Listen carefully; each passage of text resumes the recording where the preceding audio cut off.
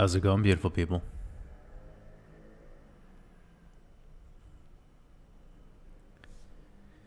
Give this video a thumbs up, like the video if you can hear me clearly.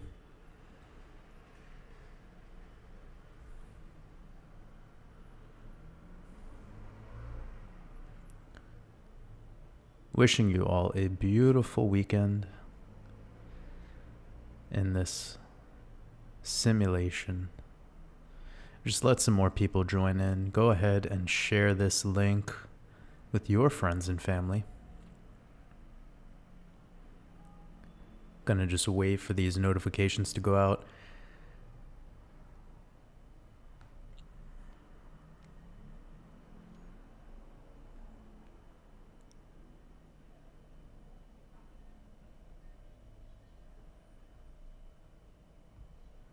Okay, it looks like we got about 200 people with us. Get this to 400, 500 people.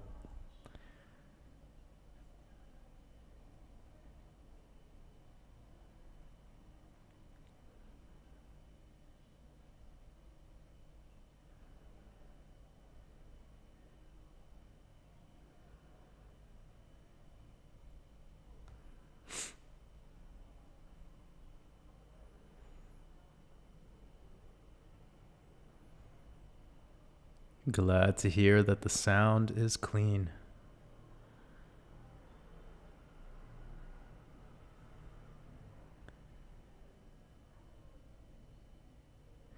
Yeah, we definitely had some issues last week. The channel has been getting suppressed heavily. It is what it is. No complaints at all. But people have been curious, wondering what's been going on. It's out of my control. I'm doing my part, but I can't control every mechanism of what happens here in social media land.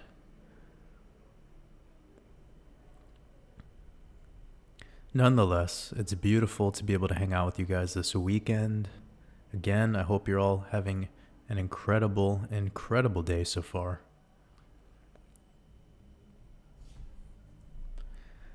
Again, give this video a like if you could hear me clearly and if you got a notification from YouTube for this live stream. Since we've been trying to do these on Saturdays now, it's going to take a little bit of time for the wolf pack to catch on to the new time and date that we're doing it, but that's completely fine. Again, it's one of those things that's just part of the process, but I know everyone got used to those Friday live streams. Maybe we'll switch on and off depending in the future, but for now, I think these Saturday live streams are going to work out for the time being, at least. Something that we should give a shot, right?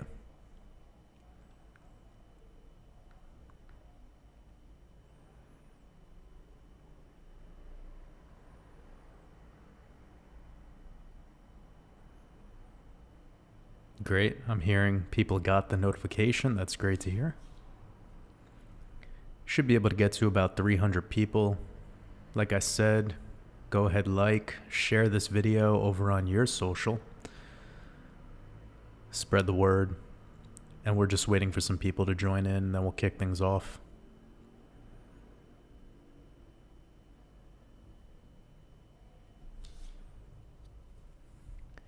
Just started about 3 minutes ago, so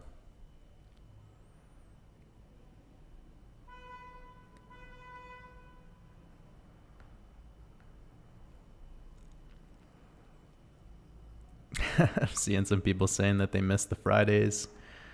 It's all good. We'll jump back and forth for sure. Not going anywhere. Taking our time.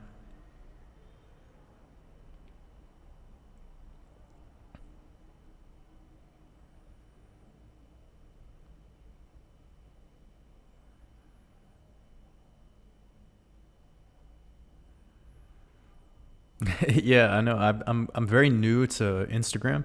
You guys probably know this. I don't do social media besides this YouTube channel, and just a couple weeks ago I actually made an Instagram account just to have a buffer between my real authentic account and the scammers that are just pretending to be me. Again, I can't control that. I can't control the fake accounts being created. It's against the community guidelines, but I'm not a big enough, content creator or whatever the hell they want to call me. I don't have a big enough name, and I'm not verified. So those other accounts are probably not going to get deleted no matter how many times they get reported, because there's really nothing to come back to regarding an official account. So, just the long and short of this, and we'll move on, is I decided to just make an official account for that purpose. And I've already had 2 of my posts removed. Again, I barely post. The last post that I made, it was just automatically removed for no reason. And then the one before that was removed for inciting violence. That was the reason. I'm like, geez, man, like Instagram is getting soft. So weird. But again, I don't really know. It could have been somebody reported my picture as being violent, and I have no idea. I have no idea how that stuff works. But anyone who saw the post, for a fact.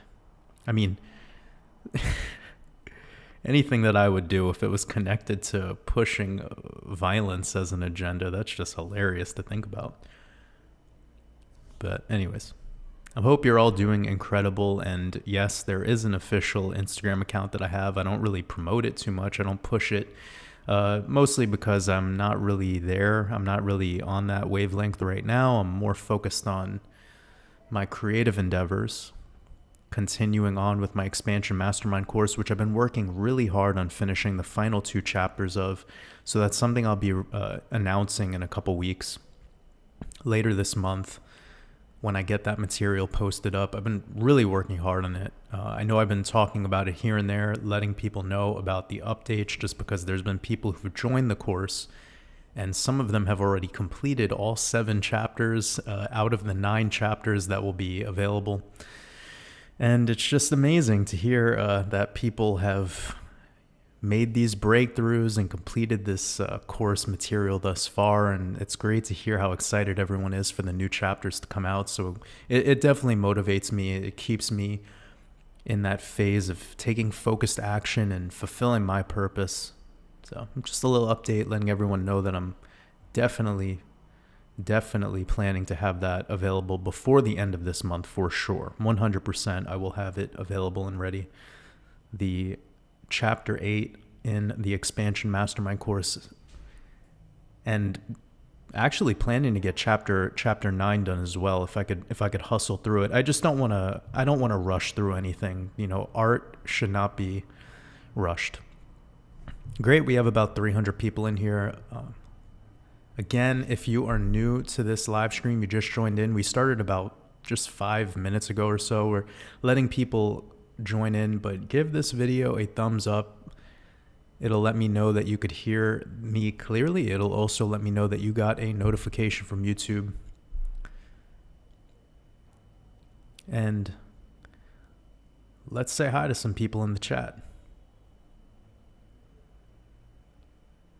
Also, if you guys have any questions, of course, I see the super chats when they pop up, or anyone that's part of the YouTube membership, because your name is highlighted, I see your questions pretty easily. But other than that, let's try to keep the questions to be in all capitals. That helps me just kind of sift through your conversation with each other and the questions that are asked.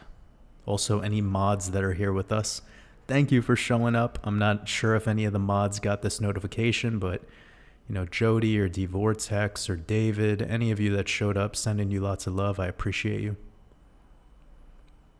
Breach Water, what is good? Sarah Lynn, Hermetic, Chris Topher, what's good? Anti Gubernare, Ezekiel. Let me know where you guys are from in the chat. Let me know what country you're from. Daisy F, sending you lots of love. Scott.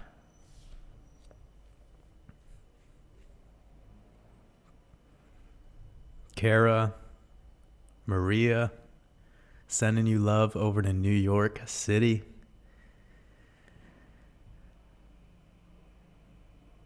Shout out to Lolo Blondo, Anti Gubernare, and MG Indepan for being YouTube members. I really appreciate y'all. Sending you lots of love. Kevin Crombie, appreciate you, brother. Thank you for showing up. Anyone who's part of the YouTube membership or my Patreon, I appreciate your support. Really grateful for every single one of you. It's all love. And then tomorrow I'll have a new podcast coming out. It's going to be dedicated to the lunar eclipse. So most of y'all are aware the lunar eclipse is going to be this Monday, of course. The total lunar eclipse is going to be on Monday, the day of the moon. So it's going to be an interesting week in the market for sure. It's definitely going to be an interesting week, and it looks like the market did exactly what we thought it would do, which is pump right into that close. It's pretty crazy to watch that play out. I just tuned into the charts yesterday night for a moment. I've been, letting this all play out. As I said, I'm more focused in the aftermath of this upcoming Monday with the lunar eclipse and just seeing how that all subsides. But leading into it, seeing that bullish energy was incredible to watch. And the Dow Jones ending on 369 points. 369. It's amazing. They just play with this market by code. We all know that. But I'm going to be dedicating tomorrow's Red Pill podcast over on my Patreon. It's patreon.com/watersabove. Any of the memberships will include that podcast. So I'm going to be releasing that special dedicated to the lunar eclipse and kind of giving my outlook on how I'm going to respond to that eclipse. I've been talking about it for so damn long. So, any OG wolves or anyone who's been following along over the past couple months, you're already kind of aware, But anyone who's new here, welcome to the Wolf Pack. It's so glad, we're stoked to have you with us. I'm so glad to have you joining us right now on this live stream. And it's going to be a spicy podcast tomorrow for sure, because I've been doing my due diligence to stay away from everyone's opinion about this market and just really be focused on my own work. Oh, also, apologies for any outside noises. There is people just blowing horns. I have no idea what's going on, but you guys know humans. They are very frustrated, anxious, aggressive sometimes. And they like to talk with their devices. Anyways, getting back to things. Anna, Anushka, sending you love. Appreciate you, Gomes. Appreciate you, Joshua. Octocamo says, yo, how's your weekend, Jordan? My weekend is beautiful. I'm really excited to be hanging out with you guys today. We're going to be getting into some spicy clear pill action once we get through some of these introductions. And now we got about 400 people with us, so that's about kind of what we're usually at. Let's get this to 500, 600, start breaking records before the end of the year. Sending you lots of love, Dustin. Dustin says, hello, you sexy wolves in the wild. Abdullah Nasif Abs, appreciate you for showing up, brother. Sending you and the 3T Warrior Academy lots of love. And tell Coach JV to get in contact with me. I haven't heard from my brother in a while. I know he's busy. I know he's doing his thing, but it'd be so great to hear from him. I hope he's doing well. I know he's been on his spiritual journey doing his thing. Mr. Jansen, I appreciate you for showing up. OG Wolf in the house. So great to have you with us. All right. I got a super chat from Octo Camo. Says, haven't joined the membership, but I learned a lot from you. Octo Camo, I appreciate you so much for your super chat. I'm sending you lots of love. Appreciate the support. You said, been learning Gematria for 5 months now. Maybe this is the best way to give you support. I mean, it's all love. Like, it's all love. Even just the positive energy in the comments is enough support. So I appreciate you, and I appreciate your energy that you're sharing. And thank you so much for sending the super chat. I don't know what currency you sent this in. I'd be really interested to know what country you're from. I'm sending good energy your way. Jenny Smith, appreciate you. XRP Scorpio. Got a lot of people from the Netherlands in the house. That's great to see. Lisa G. Dustin said, confuse the algorithm with cute animal pics. It's the only way to combat NWO suppression. Last week was so funny when we were having those issues with the live stream, just looking at the pictures of the golden retrievers. I was laughing so hard. Sometimes we just gotta have fun, you know? Can't take these times too seriously. Dev, appreciate you. OG Wolf in the house. So great to have you with us. Send in Austin, lots of love over to Nigeria.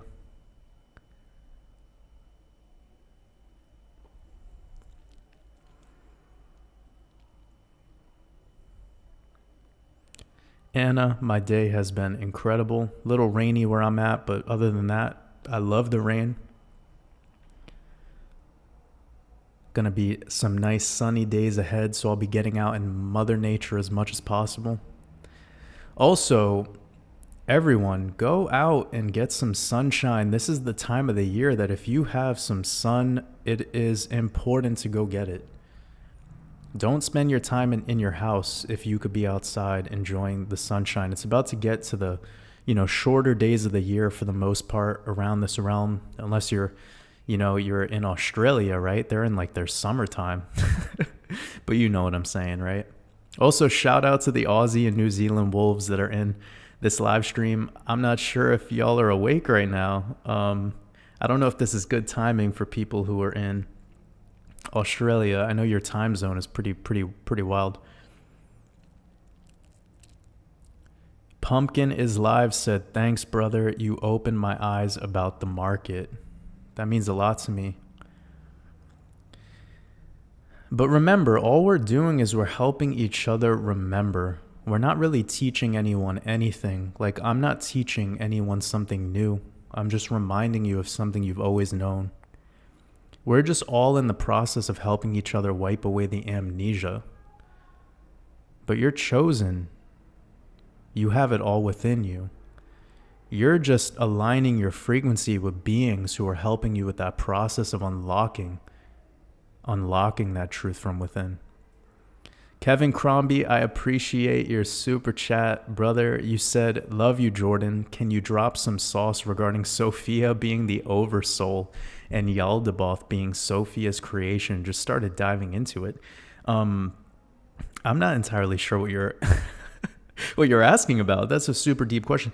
Me and Logan had a pretty deep conversation about the Yaldabaoth idea and the influence, and I was even seeing some things through the study of the Zohar. Woo, it's pretty wild, man. But I gotta say, I don't really know too much about what you're asking specifically, so I'm gonna step away and say I do not know. And these ideas like oversoul, is this like Carl Jung's kind of idea? This is like Jungian. I think even Nietzsche might have spoke about this same topic. So I don't know. These are all ideas that are really interesting. And for me, I tend to go back to ancient Egypt with some of these ideas. And in my work, I talk about the Ka, the Ba, and the Aku.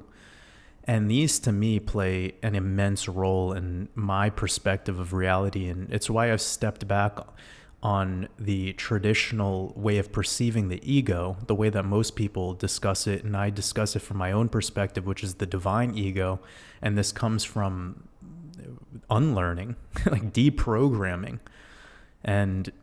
But in regards to your specific question, can't really say too much, but I do really appreciate your super chat, and I'm sending you lots of love.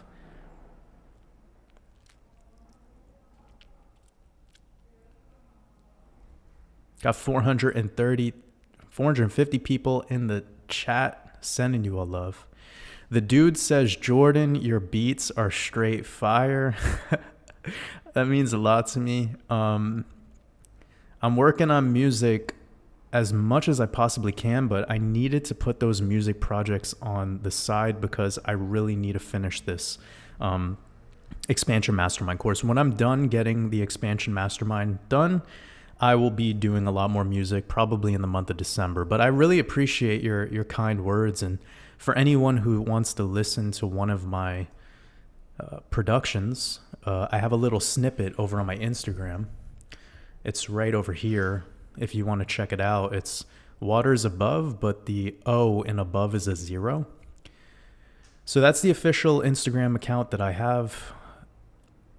We'll see how much I could use it because I've already had 2 of my posts removed over the past 3 days.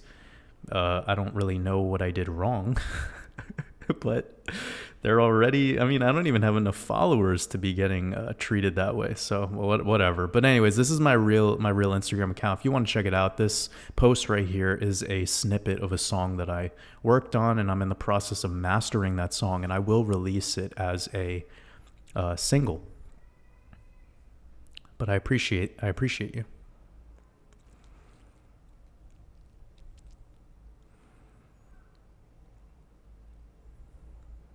Catherine, appreciate you showing up, sending you lots of love. So glad to hear that you're able to make it.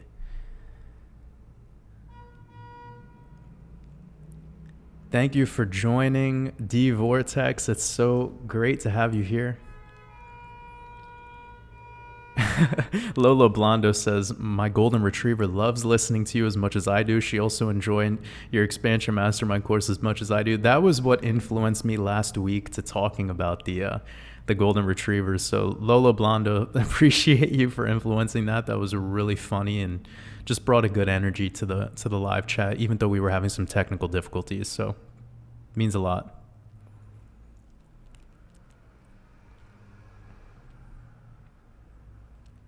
We'll just get into some questions. Oh, guys, if you want to watch something that's crazy, I saw a Stellar Lumens ad. Whew. Maybe I could try finding it. Shit was crazy.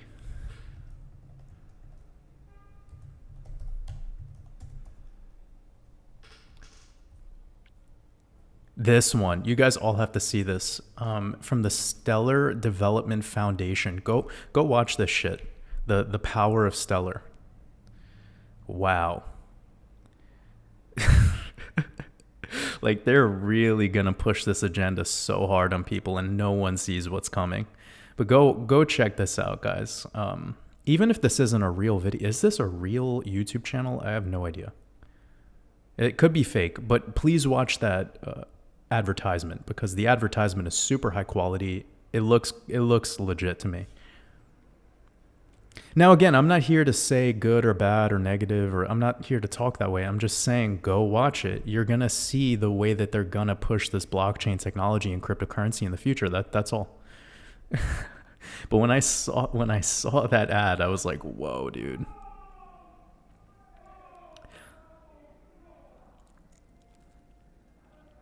All right. Got Finland in the house with us. That's dope. Tucson, Arizona. I love Tucson. Tucson's beautiful. I love all the saguaro cactuses. It's an incredible energy there. But I visited about 2 or 3 years ago at a time where they had like the most flash flooding in a very long time, and there was a ton of mosquitoes, and that was really uncomfortable to be in Tucson during having all those mosquitoes. But anyways, that was probably a very rare instance. I love the energy. Arizona in general is an incredible state. Same thing with Utah, but Utah has my heart a little more. I'm really in love with Utah.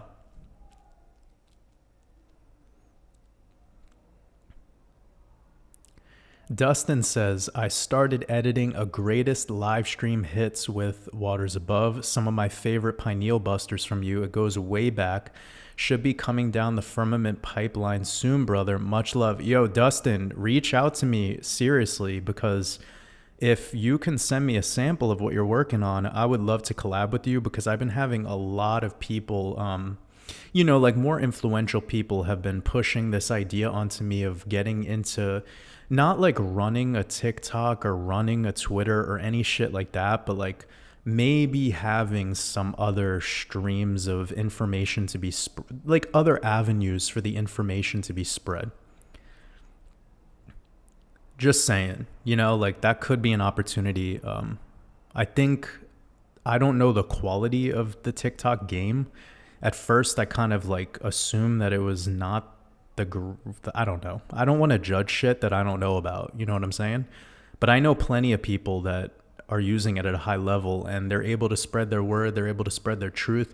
And for me, like, what I see as the biggest value with spreading our truth is just growing this global, wolf pack, like growing it, getting people who know that they're lone wolves to have this sense of community. But we're not driven off of this unity of mindset. We're driven off of the unlocking of our own truth, living from your purpose, not just like contracting to my purpose or the whatever. Like, we're really doing something super unique here. And I think there's a lot of people around the world who are on the cusp of a breakthrough. And this is really resonating with them, what we're doing here. And another thing that I think is important about spreading the word of this at this time is because of the market conditions, right? Like, getting people who are ultra aware to also be aware of these financial opportunities at this time, I think that's life-changing. So I'm looking at it in a very multifaceted way, and that's what's making me think about, why I did the Instagram thing. I also think the Instagram thing is potentially good for me to create more music and spread the music that way. Then I think, getting potentially clips or shorts that could be put on this YouTube channel or a TikTok or whatever. I need to test it all out, because I can't give myself more work, but I do want to allow the spreading of this message to be on more platforms than just YouTube. I hope that all makes sense, because I'm still in my process of making sense of it. Like, I am so old school with these technologies, believe it or not. I just don't even know how they work. Like, I don't get why people like TikTok. I have no idea why people like Twitter. I'm not saying that they're shitty platforms. If you guys have them, then that's dope. I just don't know how to even work them. I don't like just aimlessly scrolling through stuff for information. Like, I'm past that point in my life. I personally don't need more information. I'm here to just do, to be, to live. But I know that there was a time where I wanted a specific subset of information, and it was a beautiful thing to be able to find it in these streams throughout these different social media channels. So I can't just completely be blind to it or shut it off. I have to be open-minded, and that's me in my attempt and not being such a geezer. Got about 460 people in the chat. Appreciate every single one of you. Let's get this to 500. Dustin, go ahead and reach out to me, brother. Got Amsterdam in the house.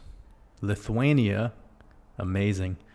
So we do got some people from Australia with us. That's amazing. Pakistan. Incredible. Eddie Machete, sending you love, my brother. Appreciate you. Scott Wilson says Waters Above and Donut, two of my favorites. Sending good vibes. I appreciate you, Scott. And sending love out to Donut Factory. I am becoming friends with him. He's an incredible guy. Really good soul. Really serving his purpose. And I support him as a human being in his journey. He's really doing something. And he's in his process. I'm in my process. And what matters most is just being able to collaborate with people at this time. So he's been somebody that I've collaborated with a bunch. Go check out our interviews if you haven't yet. And I suspect that we're going to have a collaboration again, perhaps maybe this month. We'll see. Everyone reach out to Donut and tell him to contact me for another podcast.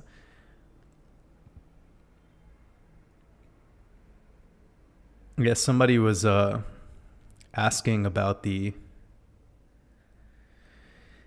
lot about the suppression on the YouTube and all that. Yeah, it's just algorithmic. It's been pretty noticeable lately. My channel has been getting hidden. But it's all good. It's important that it gets hidden at these stages. It's going to show up when it needs to. It's all good. Like, I am not complaining. I'm happy with the process. But the algorithm is definitely not working in Waters Above's favor. That's a fact. But again, it's all good. Nick Wilson said, definitely getting the Patreon soon. I appreciate you, Nick. I appreciate your support. That really means a lot to me that you're considering to invest in my art. Sending you lots of love.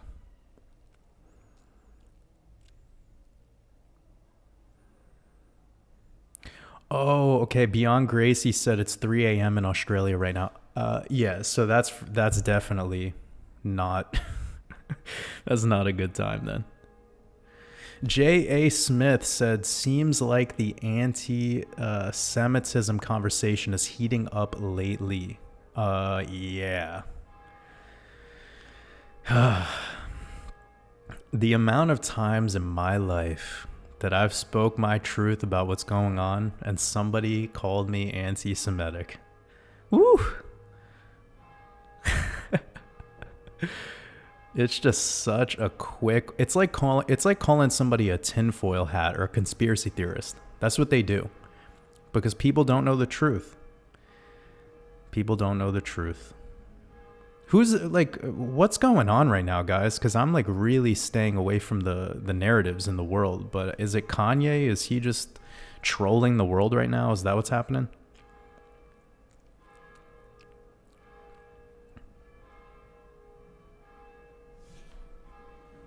Patriot Eagle says, I'm surprised you don't live in country setting, Jordan. Well, you don't know where I live. Maybe I'm here for 4 days. Maybe in 4 days I'll be in a country for 40 days. People would be surprised with how I move, how I keep it moving. You got to remember, everyone, like I've been studying this market now very, very seriously for a while. And when I say studying it, I mean I'm putting in the hard work. I spent a year and a half straight, like literally barely had any friendships or communications with people, just studying these charts, learning technical analysis, really, really diving deep into history and seeing these patterns and decoding these patterns in the market and the cyclical nature of markets. So I set up my life accordingly to the opportunity and to make the opportunity when it arises easy for me to respond to. Know this. I don't just sit around and talk on a microphone. I live that life. Like I'm homeless.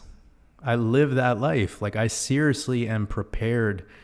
I was prepared to sacrifice a lot of things to make this go this way.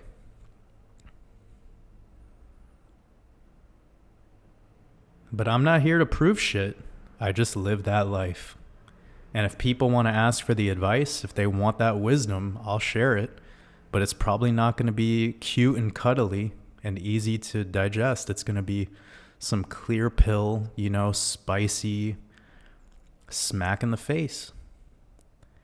And then when I share that truth with people and then they want to know like the process of how to accomplish it, and I tell them, they're like confused. And I'm like, well, when you want to achieve greatness in this realm, you have to be great, which requires you to not be normal, which requires you to break away from the collective, which requires you to change your mindset and your way that you spend your money, the way that you invest. What changed my life was looking at every dollar I spent as an investment. I no longer pay for things. I invest in things. If I have to buy a glass of water, I'm looking at that as an investment. And if I'm buying a liability, something that I know is like a straight up liability, sometimes I won't even make that decision. I'll actually prevent myself and I'll say, how could I be spending this money in a way that's a better investment? And when you multiply that by 10 decisions, 20 decisions, maybe 50 decisions per day, and then you start doing that consciously every single fucking day for a year, maybe 2 years, maybe 5 years, you are rerouting the way that you act. You are literally rerouting every micro move, which is just completely reprogramming your subconscious. It's making you... There's people screaming outside. This place is crazy right now. Oh man, I'm having so much fun. Like I'm having so much fun right now because I'm getting to hang out with all you guys. It's 500 people. It's amazing. But the rant on that is finished. It's just important that people know that this life, it's not easy, man. The life of a true creator and a true artist, it requires sacrifice in a lot of ways, and sacrifice isn't a negative word, but I'm just letting you know that. All right. I'm about to put some headphones in so I don't have to worry about these hooligans outside. Let me know how you're doing, family. We got 500 people in here.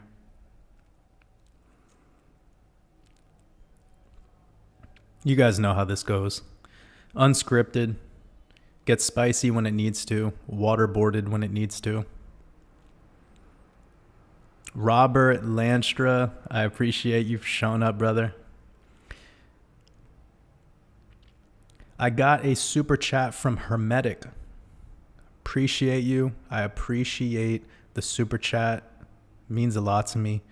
You said, love your content, man. Has started to change my life for the best. That means the world to me. You said, do you have tips for psoriasis? Yes. Okay, so psoriasis, eczema, and any form of any skin conditions comes back to the lymphatic system. So you need to do a couple things. One, you need to shift into being slightly more alkaline. A second thing you need to do is become more hydrated. And when I talk about hydration, I'm not just talking about drinking water. I'm talking about actually consuming fluids that are naturally distilled and actually contain minerals within them without human intervention. So the quickest and simplest way of describing this is increase your fruit intake. Get the best quality organic seasonal recently harvested fruit.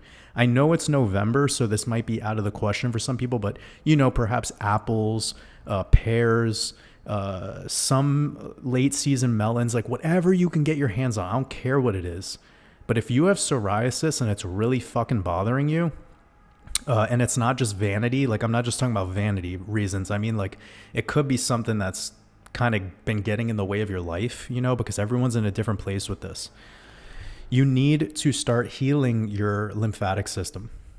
So just think of it very basically. When your lymphatic system is damaged, it will start to, basically your kidneys are no longer filtrating the lymph, and lymph could just be quickly described as your body's sewage.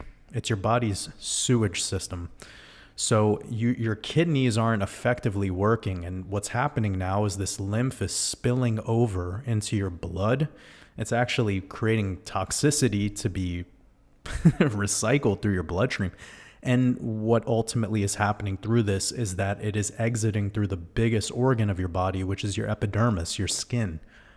So once you start to heal the lymphatic system through becoming more effectively hydrated by having things that naturally distill and contain organic minerals, which again, just raw fruit, it's going to solve a lot of the problems. But you're going to have to be the one that makes that change and that decision to be a little bit more extreme about it if you're somebody who wants to, create a long-lasting, sustainable, long-term effect. So that would be my best advice for psoriasis, eczema, people who have a lot of acne. Also, another thing is you have to remove what was the culprit of that in the first place. And I'm sorry if this breaks hearts, but animal products, end of story, specifically milk. Milk and eggs are creating a fuck ton of skin issues. And once you remove those from the body, you're going to be removing an excess amount of hormones that are not even designed for a grown adult in the first place.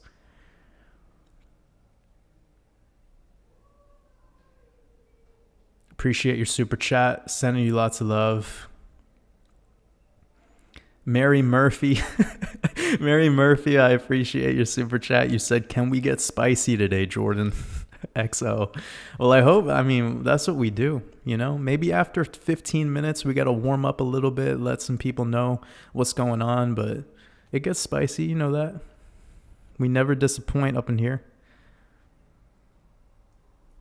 That's why this channel could be suppressed. That's why it's going to take some time for this to develop into the really big platform that it will eventually be. But remember, like anything, it requires the spreading of the word from the people who are part of the family. So I'm doing my part. I'm trying to do it without being, what's the word? I'm trying to do it without the clickbait and without the O faces and without all that extra shit that content creators tend to leverage on to be able to spread. I'm trying to do it in a way that actually gets this to grow in a sustainable way. But you guys reposting the video on your Twitter, on your, whatever you have, on your Facebook account, that really, really does help. So I appreciate y'all for spreading the word. It means everything to me.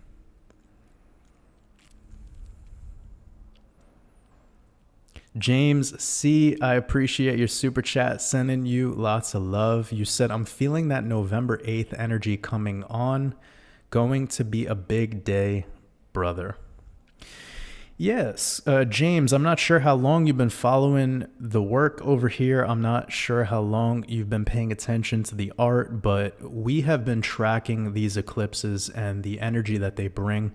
And essentially, just a quick way of summing this up, and I don't want to talk too much about crypto or the markets. We'll use these live streams to get deeper on concepts. So there's nothing wrong for us to talk about money or currency or anything like that, but furthermore, we've been tracking these eclipses that from the solar eclipse, which happened on the 25th of October, into the November eclipse, we could have been anticipating bullish energy in the market, which we got, which we're still getting till this day. And then to have a very volatile moment as of this upcoming Monday, which is the date of the lunar eclipse. So that'll be the 7th of November. Now, it would be more likely for us to have downside in reaction to this, but we already had a huge correction in this crypto market. So let me just say this because we have people who are ultra new here and they're super confused. But if you pay attention to the Red Pill podcasts that I've been doing on Sundays, that I've been releasing on my Patreon, they've been super thorough about upside targets and what to expect around these eclipses. Now, what we also need to discuss is how I've said this so many times that the crypto market has already had its huge correction for the altcoins.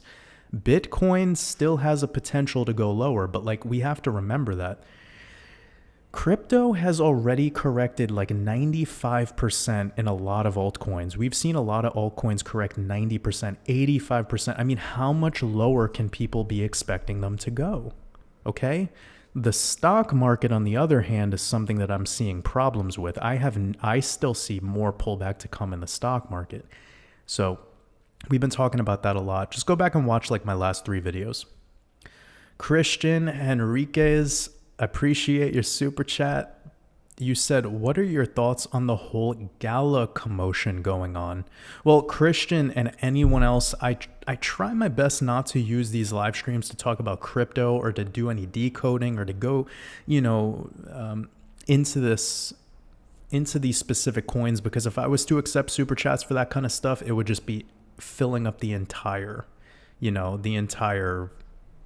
live. And I really don't want to do that. But you're asking about Gala, and that's interesting because I feel like I just covered Gala in a Red Pill podcast. So whoever is here right now, maybe you can shout out the Red Pill podcast episode. Was it 2 episodes ago that we talked about Gala? I don't know. But I got to say, I have no idea what's going on with Gala. I know that they're tied to gaming. But other than that, I don't know what's going on recently. Now, they have had a huge correction, right? Overall.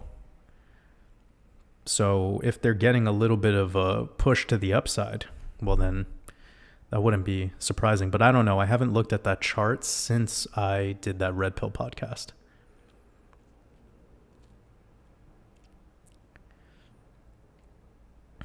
Somebody said, what's the meaning of waters above? It's talking about the firmament. M. Davis, I appreciate the super chat. Sending you lots of love. M. Davis, I don't see any question tied to your super chat. So if you want to ask a question, me or one of the mods will see it.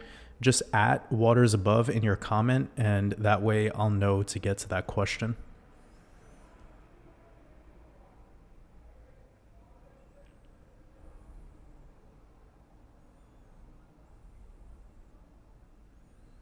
Yeah, I think maybe somebody's having a wedding here, and that's why it's getting a little bit loud. And Stephen McCrary, appreciate you, brother. Hope you're having a beautiful, beautiful weekend. You're asking about the market and the energy and having to do with Monday and Tuesday, and I believe I did kind of just answer that before. So just know that this lunar eclipse tends to be a negative energy on the market, and given that we've had such a knee-jerk reaction into this weekly close on Friday for specifically the Dow Jones, but you notice how the S&P and the NASDAQ are still kind of like kicking their wheels. This is a typical kind of move that you have before a shakeout. So just know that we've been talking a lot about how to expect this window of energy to be, and it's pretty much going that way. Tons of volatility, getting retail to start paying attention again. You know, this is a side note and some words of wisdom for people that are new to markets. The apex predator who controls these markets loves to send the energy one way and then give all these news and headlines to build a narrative so that retail investors get excited at the worst time. They always are pulling on the heartstrings of these sentiment-based investors, which is a majority of retail. So don't get lost in the sauce, guys. You know, focus on what really matters. And if you're somebody who's brand new to this game and you're not involved in these markets yet, I just want to let you know, do not FOMO into these fucking markets, okay? Nobody's going to tell you as straight as I'm telling you right now. Stop with this FOMO and FUD insanity. This is your cycle right now to become the best investor of all time. Seriously. You know, you could really do well in these markets. You just got to hold off from being emotional. Like we always say, don't be a bull, don't be a bear, be a wolf, follow the moon. Decode your reality. I appreciate you showing up, brother. Sending you lots of love, and I can't wait till me and you connect for another podcast. I'm not entirely sure what our next podcast will be about, but I would love to do from lead to gold, because I have a chapter in my expansion mastermind course called The Alchemy of Self. And in the Alchemy of Self chapter, I break down the word from lead to gold and break it down in a whole new way, and in a way that has a lot of meaning to me, and something that's helped me make some huge breakthroughs in releasing that amnesia that we talked about earlier in this live stream. But you know, furthermore, I know me and Logan could talk about it, and it could be such a holistic conversation from where he comes from with his study and what he's aware of, and where I'd be coming from with it. Also, if you guys have not, go check out Decode Your Reality.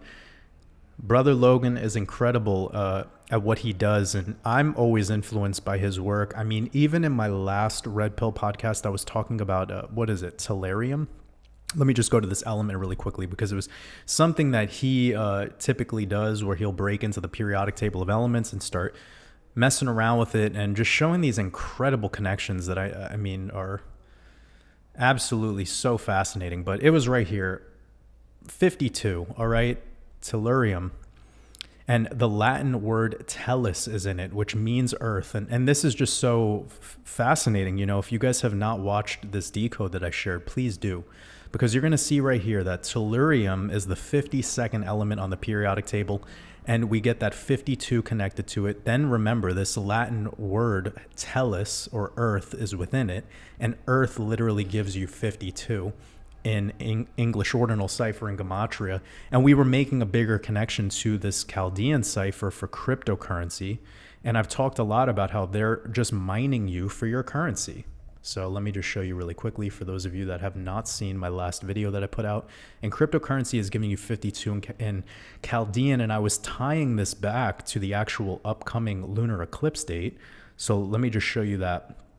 2 days after the lunar eclipse day, 2 days after the lunar eclipse day is the 9/11 date, where we have the 11th of November. And technically this would be the 9/9 date, because November should be the 9th month in the calendar, but because this is the Gregorian system that we're looking at right now, it labels it as the 11th. But anywho, that day leaves 52 days in the year, and that was the bigger connection that I was personally making with this, and how it's 2 days after the eclipse, and how this two's theme is really important this year, because we're in the 222 year, and we just exited the 5782 year, which is the year that added up to 22 for the Hebrew year of the Shemitah. And we moved through this, and now we're in the year of the Jubilee. So this is just a really fascinating connection, and leveraging on this periodic table of elements is something that I got from Logan. It was very inspiring for me, and it's something that I could confirm myself as a game changer for any decoder out there. So I had a lot of fun with that decode that I shared in my last video, and I hope you all did as well. Look at that. Tellurium giving you 131 is the 32nd prime number. We know a lot about that number 32 and 23. It's going to be a huge theme for the rest of this upcoming Gregorian year of 2023, as well as we're in the Jubilee year, the 5783 year, which adds up to 23. And like I showed you many times, Jubilee equaling 23 in Chaldean. Bitcoin equaling 23 in Chaldean, which is the artificial son of Satoshi, or Saturn. So this is all Saturn ritual, cult worship. But one last thing to say before we move on. Remember, I was just telling you about November actually being the true 9th month in the year. Well, that 9 next to the 9 is the 99. And that 99 comes back into Jupiter. And Jupiter is playing a huge theme in my work over this past year. We're in the year of the tiger. Tiger symbology esoterically connecting to Jupiter, the striped planet. A thing that me and Logan actually talked about a little bit on one of our podcasts. But we have that 9/9 connection right there. Even if you wanted to go a little bit deeper numerologically, we know that 9 times 11 is 99 as well. It's a fascinating date. It's a fascinating time to be a decoder as well. Because, you're really in a big energetic year with this being the Jubilee, right past that 70 years of the Queen. I believe I even talked about the number 70 in my last decode as well. This number 32 also, because we were just talking about 131 and that 32 connection. It ties back into Leo. 32, an English ordinal tied to the sun, and that 15 in Chaldean, again tying us back to that tiger with the 15, and we're in that year of the tiger right now. And you can see tiger also giving you that 32, so there's a connection there. Lots of energy. One other thing that I was thinking about is how we're moving into the year of the white rabbit, the water rabbit, excuse me. In the Chinese system, and water rabbit is giving you the 9/11. Like I was just telling you with this date, 11/9, and internationally it would be written 9/11, or just if you wanted to look at it as the 11/9, and that connecting to that whole decode that I just shared with you guys. But water rabbit, that being the year we're moving into, and remember that is it an Economist cover where they show you Alice in Wonderland, and they're pointing to this hole, and it's called Down the Rabbit Hole. And you're seeing Bitcoin and Ethereum and Cardano, and they're all kind of like, maybe there's a bigger decode that I have for you guys regarding all of that. If you're interested, feel free to show some interest in the comments of this, and I'll go ahead and I'll work on that in the background. Could be something interesting. And I know that there's something deeper there. I don't know where Cardano fits into all of it, but I know Cardano is secretly woven into this New World NWO agenda. I mean, you could see right here, even with this 23 in Chaldean, it's tying us back to what we were just talking about with Jubilee and Bitcoin. But remember, Cardano it has that 56, and most of you decoders probably know where that 56 is connected, but I'm going to go deeper. Cardano's formation, or the date of Cardano being released, is the same exact day as the formation of the Society of Jesus. So that's an even bigger SOJ connection. I know a lot of anyone out there who hears about Gematria, you're usually getting a lot of your information from Gematria Effect News, but there's so many decoders out there that have been doing their work to expose the other mechanisms that are at play outside of just the Jesuit order. I'm just talking in isolation about this specific coin right here having multiple connections to that. And I think that's fascinating that we saw that in that Down the Rabbit Hole cover. Was it an Economist cover? I'm not trying to mislead anyone. It was one of those kind of like symbolic things. So feel free to share that in the comments. Or if you guys want to show the link to the picture, maybe we could Down the Rabbit Hole Economist. You guys can get it. Is it? Let's see. Oh yeah, Brave browser is horrible with images.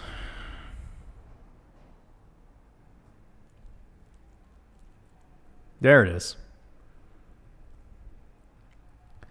Boom. Bada boom. So it's this image, and you can see the serpent, and I think this is Cardano right here. That is the Cardano logo. And homie is looking at the clock, basically waiting for the timing of this all to unfold. You could see ETH is diving down the hole. Bitcoin's just kind of dancing in the background.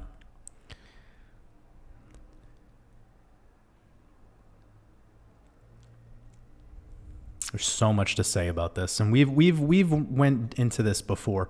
You know, one other thing that I'm seeing really quickly, and we're gonna move on, is this is a pillar. This is a Greco-Roman pillar. This is not a tree. These are trees, but this right here specifically is a Roman pillar. And you got to remember the last parasite of this realm was the Greco-Roman parasite.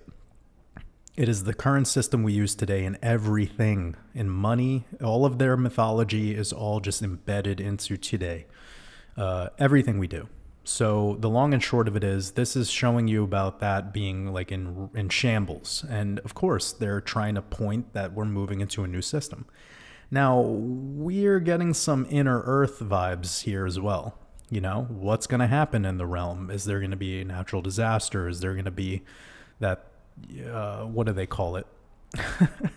Some sort of flooding event. What are they showing us here with this? And I think that's where it opens up the discussion and the dialogue for the entire decoding community to come together and look at some of these things a little bit deeper.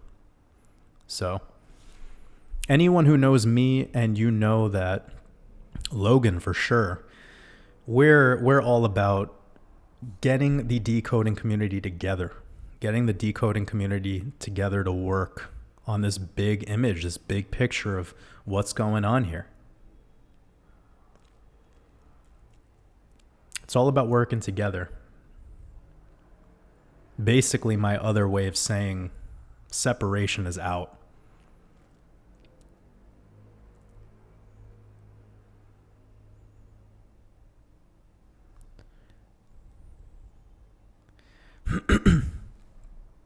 I'm looking at some of the chat, and I'm seeing you guys talking about Kanye and Kyrie. I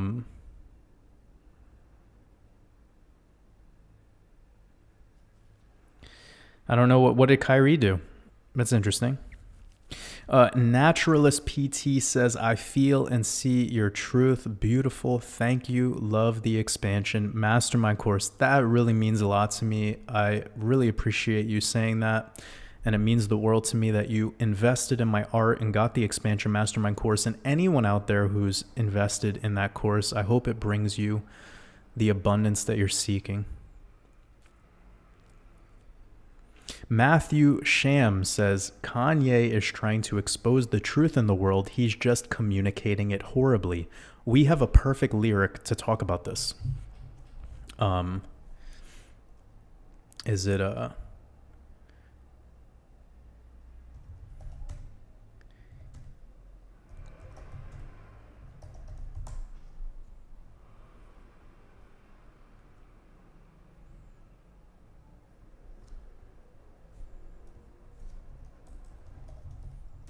I think it's this song.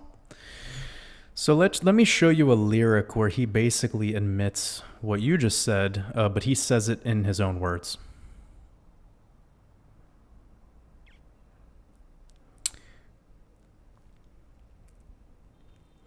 He says, "You want me working on my messaging when I'm thinking like George Jetson but sounding like George Jefferson. Then they questioning my methods. Then if you tweaking out on my text again, then I don't get reception here. I got the mind state to take us past the stratosphere. I got the same attitude that done got us here. I live for now. I don't know what happened after here. Plus what was meant to be, even if publicly I lack the empathy. I ain't finna talk about it another 4 centuries." So what he's talking about here is that when he mentioned that slavery is a choice, he's saying that I'm not trying to talk about this for another 400 years. He's saying that I'm in my take action phase. And he said 1 and 1 is 2, but me and you, that's infinity. So I guess this is talking to his wife, whatever that thing is. Anyways, he's very aware of the way that he communicates. Like, he's not an idiot. This guy's a fucking high level. He's operating on a bandwidth that very few people could ever achieve. You know, this is like beyond human comprehension is how his mind is working. And he's been aware of this for a hell of a long time. Like, when did this came? This came out in 2018. And he's literally saying that you want me to work on the way that I'm exposing my truth, but I'm thinking like George Jetson, and I know I'm sounding like George Jefferson, which is really funny because that's like one of my favorite shows that I watched when I was a kid. Jeffersons. Anyways, this is just how it is when you have a mind like that. Again, I'm not here to promote anybody. I'm not promoting shit outside of my own soul, you know? Like, I feel like we should all get on that wave as well. Like, stop promoting other people. Like, become your own hero. Become the main character of your movie. Now, you are influenced by other people. You are either resonating with Kanye and something he's done, or you do not resonate with something he's done. Leave it at that. This whole world right now is so divided on picking a side of somebody. So it's at the point right now that if somebody likes Kanye's music, that means you're an anti-Semite. That means you're literally somebody that hates Jews or something. Do you see how retarded that way of thinking is? That's the same bullshit that they did to people during COVID. You know? Like, I'm just spitting the truth right now, man. Like, you don't have to like this guy. You're either influenced by him or you are not. But stop with this worship stuff and then this ultra hatred, because that's what's fucking people up from their abundance. Don't talk against this man. Do not never say a bad word about him. You want to know why? Because he gets fed by that prana, whether you have positivity or negativity. He still gets your juice free of charge. You want to send him, hate, he gets roses.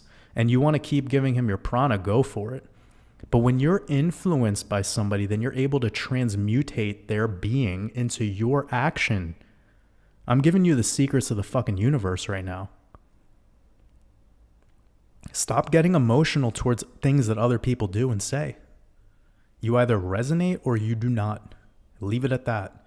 But this whole world right now is losing all their prana, this man. And he's becoming a titan every single day that he gets more. Look, he's trolling on y'all. He's trolling you. Look at the album cover. He says, "I hate being bipolar." It's awesome. He's always been trolling this world because he knows the secrets of energy.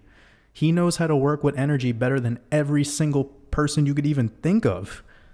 He literally is Nikolai Tesla in the flesh. Whatever you think of Nikolai Tesla, this man has already achieved that, and he speaks it at every fucking sentence that comes out of his mouth. And every time that you talk on him, he gets your energy free.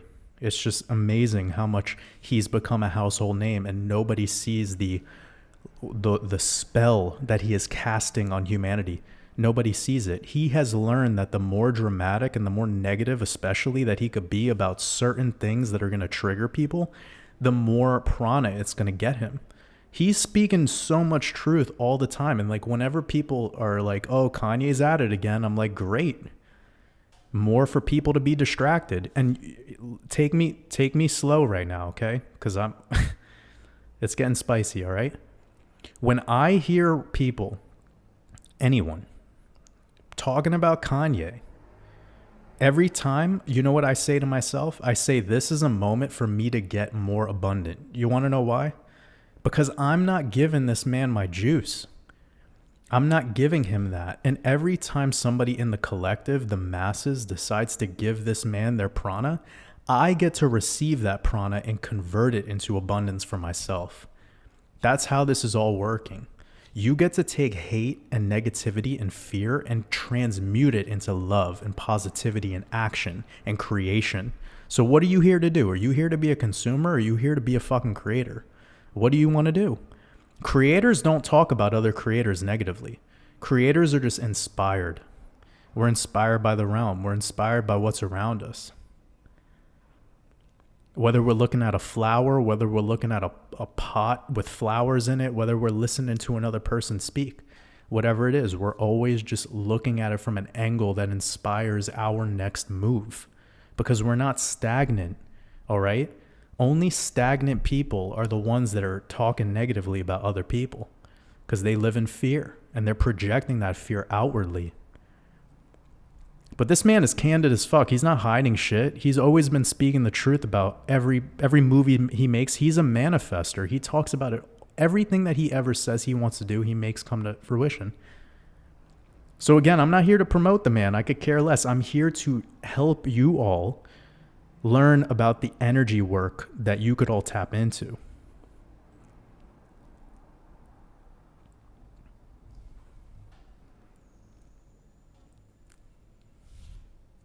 We're all capable of seeing the world in a new light, in a new vision. And every time I see people getting more and more distracted about other things that are going on with this drama, with this narrative, with these talking heads, I'm just like, oh man, this world is easy. It's so easy to become great because everyone's asleep. Everyone's distracted. And when I see conscious people losing their prana to this, I'm like, you're still asleep, bro. The day you wake up is the day that you realize how precious your energy is. That's the moment you wake up. And when you realize that that energy that you have, what makes it precious is when you decide and make the choice for it to be in the frequency of love. Feel what I just said to you, okay? The moment you wake up is when you realize how precious your energy is. And then the utility of it as a frequency that gets to be fulfilled and emits love.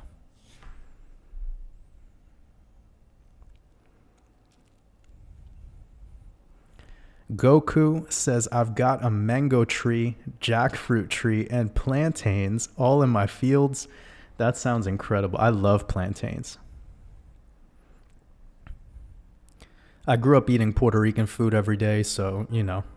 We're eating plátano maduros and tostones. Mentellect says most people want entertainment, but useful content is more impactful.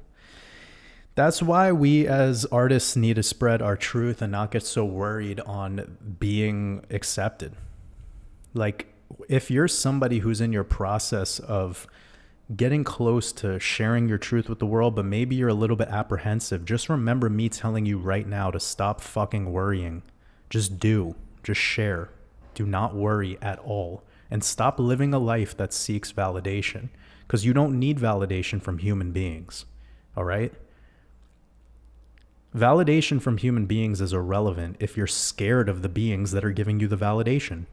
When you start to just love what you do and share what you love, you're not worried about the reception of it, because you know it will match a frequency to those beings that it gets forecasted to. You can't be worried in that process.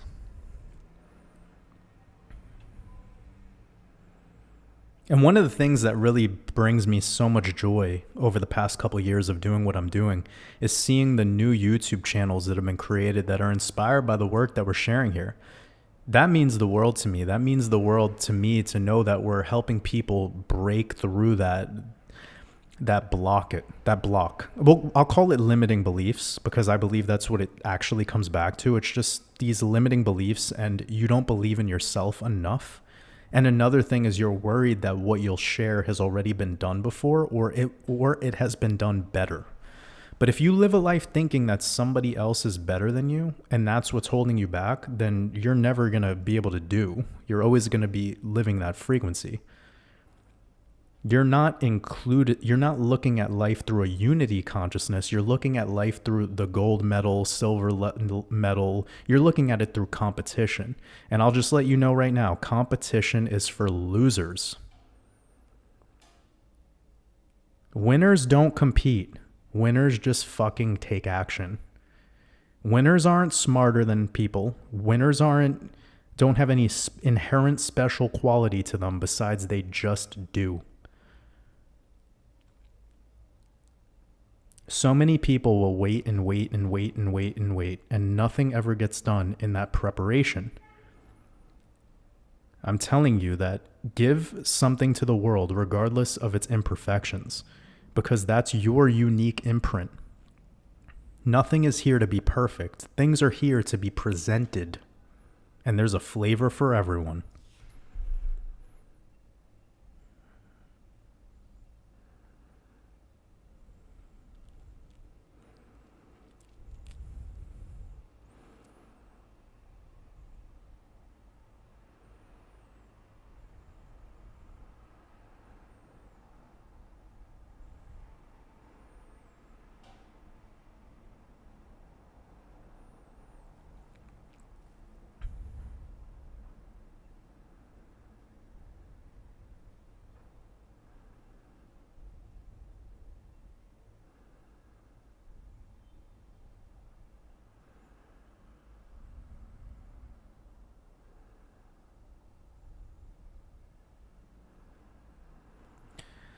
Somebody was asking about oil pulling.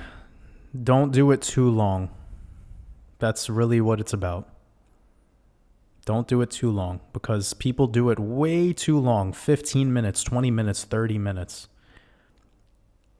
What you're doing is you're recycling these alleged toxins that have been removed through this, like it's hidden within the little nooks and crannies of your teeth and your gum lining, and there's a lot of bacteria going on in there, man.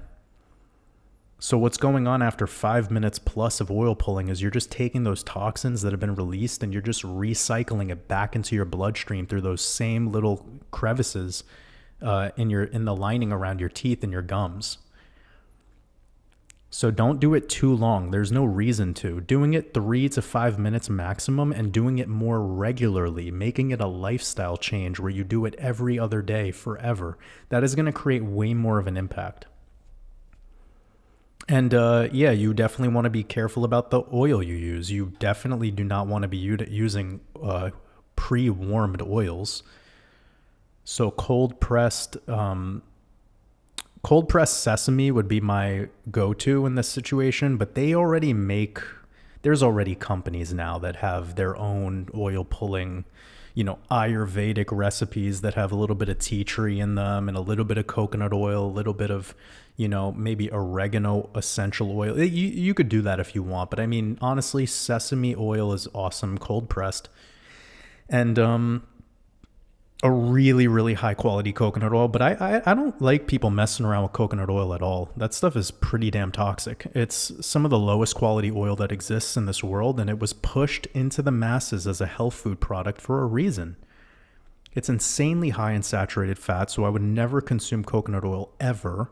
And all these people who perpetuate the ketogenic diet, and they talk about eating all this coconut oil and MCT oil, which is essentially just an ultra processed, version of a anyways, I don't want to get too complicated here, just to be very basic and very simple. Consuming oil is consuming one of the most highly processed foods that exists. Oil doesn't exist in nature the way that it does in that bottle that you're opening up and putting on your food. When you eat an olive, that is a lot different than drinking olive oil. You know this, right? So a lot of people, they get caught up in this idea that olive oil is a health food or coconut oil is a health food, and they learn this from the health food industry. They didn't learn this from people who've mastered the lymphatic system, know about detoxification, fasting, and are, yet to really be aware of what it is, what oils actually are for. They're medicinal. They're supposed to be used for very specific purposes, but not for putting on your food all the time or cooking your food in or ingesting it all the time like you would see in the ketogenic diet.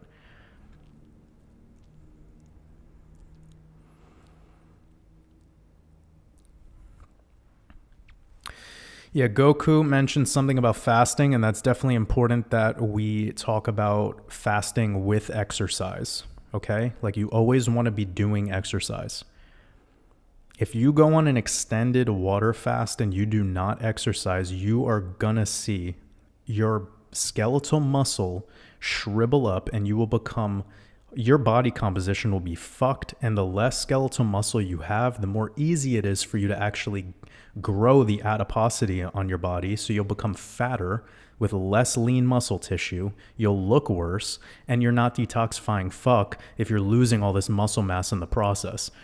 So people need to learn how to effectively fast, and that's something that I teach thoroughly in Chapter 7 of my Expansion Mastermind course, how to fast effectively as a complete beginner, how to get started and create a long-term sustainable lifestyle change.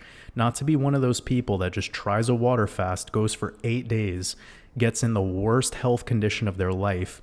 Maybe they've cured a couple of things that are wrong with them, but then a year later, they're right back to the same old ways, and they have less muscle, and they have more opportunity to actually have more body fat. Effectively just going 1 step forward and 2 steps backwards. Because I've done extended fasting for the last decade, and I've studied it ad nauseum, and I know so much about it, 10 times more than I know about cryptocurrency. I mean, this is very important that we consider that I've seen the body transform for not only myself, but many, many people that I've worked with before I started doing this waters above thing. And I know for a fact that extended fasting is horrible for your body composition. And once you start fucking with body composition, you start making an environment that's a lot easier to become sicker and actually able to damage your hair, bones, skin, etc. So that's why hydration is so key. And that's the one thing about my Expansion Mastermind course that fills in the gaps of how to do this process holistically and to do it in a way that's not going to create these big issues that are harder to actually recover from than the initial thing that you were trying to cure in the first place. That's really why people jump from diet to diet and going all around in these crazy ways, because they don't find their truth and their answer through these fad diets or these fad fasts. Fasting has become popular for a reason. It's because a majority of it has given quick results, but very rarely has it been giving this a long-term, sustainable, healthy condition for the body to continue in and be something that actually heals the problem. It's been this new age band-aid, if you will, and it's really sickening to see how it's become, when in reality it's an ancient technique, it's an ancient form of healing thyself. So you don't need to go to a doctor ever again. But trust me in this, you need to learn how to move the body as well. Just fasting and just changing what's in your refrigerator and the way that you shop at the grocery store is only one part of this whole thing that's going on here. Your physical body, it needs to be moved. Like they say, move it or lose it. That's actually facts.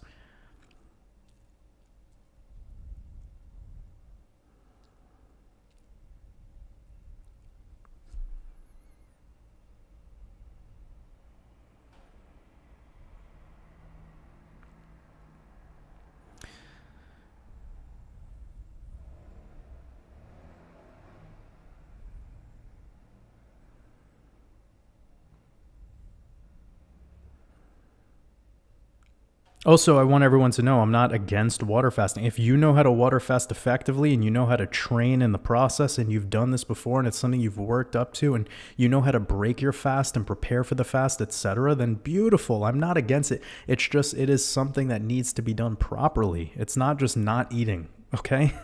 There's more to it than that. Now, if you're in a situation where the world has ultra healthy food and there's no chemtrails and there's none of this shit that's going on in your life, these traumas of your past and the stress level from having a job and a family and all this shit going on in your life, well, then there's more to fasting. And that's the current life that most of us have. That's us being realistic. So you need to be aware of all of these things going on, because it's not just what we consume. It's the way we think. It's the way we feel. It's the way we operate on a daily basis. And if you're the average modern person, there's a lot going on here that creates an environment of acidity for the body. That's why I'm saying, whatever I say, I'm looking at it, I'm speaking it very holistically. I'm not just attacking something. I try my best to cover every single part of, but that would take an entire live stream in and of itself to talk specifically about fasting. John Ferguson, I appreciate your super chat. It means a lot to me, and I appreciate anyone's super chat. Anyone out there who's been sending the super chats, I will be getting back to them as I go in order. So I appreciate you, John. You said, just wanted to say I love you and Logan's work. Y'all are the best combo. Thinking about decoding myself soon. Shout out to Decode Your Reality. Thank you, John, and I know that Logan would really appreciate that. So we're both sending you love. I know he appreciates any and all support, and definitely looking forward to connecting with Logan soon on another podcast for sure. That means a lot to me because, I know you've been an OG Wolf coming into these live streams for a while, so it's great to see your support.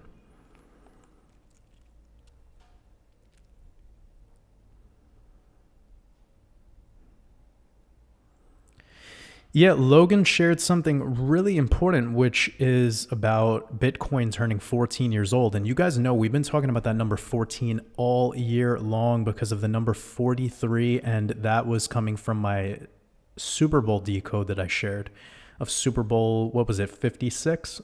And the total score between the Rams and the Bengals being 43 points, and 43 being the 14th prime number, and the number 14 coming back to the Los Angeles Rams in several ways. And I decoded this a while ago, and we were able to determine who would win that Super Bowl based on that code, based on looking at the Chinese year and also the Shemitah year, because the year of the Shemitah has everything to do with Judaism. And that was, think about it. They blow the ram's horn on Rosh Hashanah.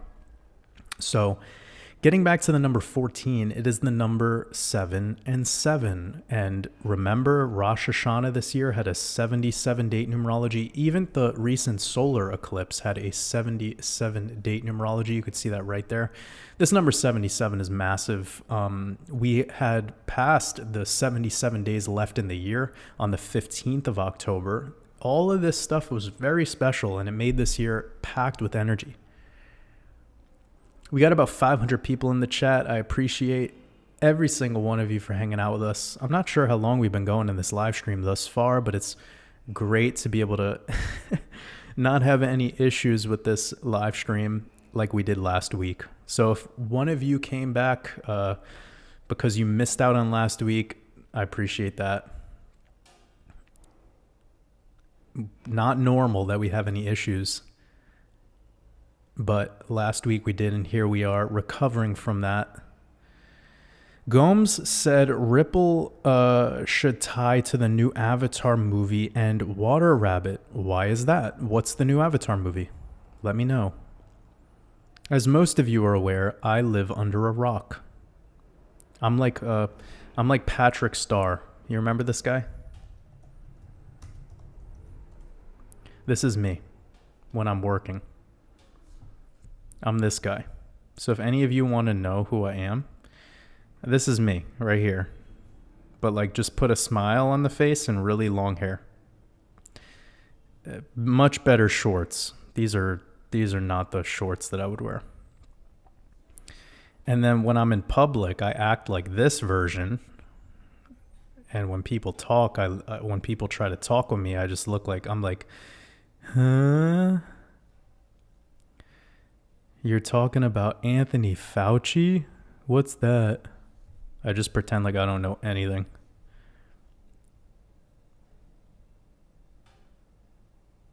And then sometimes I do this. But this is me. I'm this guy. I live under a rock. I learn everything about the world when people teach me. Other than that, I'm just creating art. My body is a lot different than his, but look at this shit. Oh my God, what is this? Yo, this is the funniest. Is he wearing a bolo tie? Is that what he's... Yo, I'm dead. This is the best live stream we've ever done.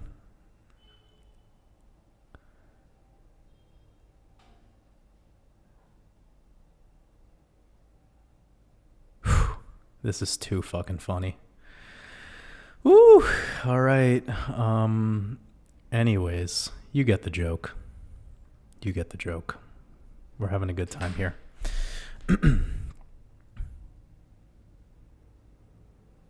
Vibin' with Vice says, much love, Jordan. Your course is legit. Thanks for all the positive energy. Appreciate you.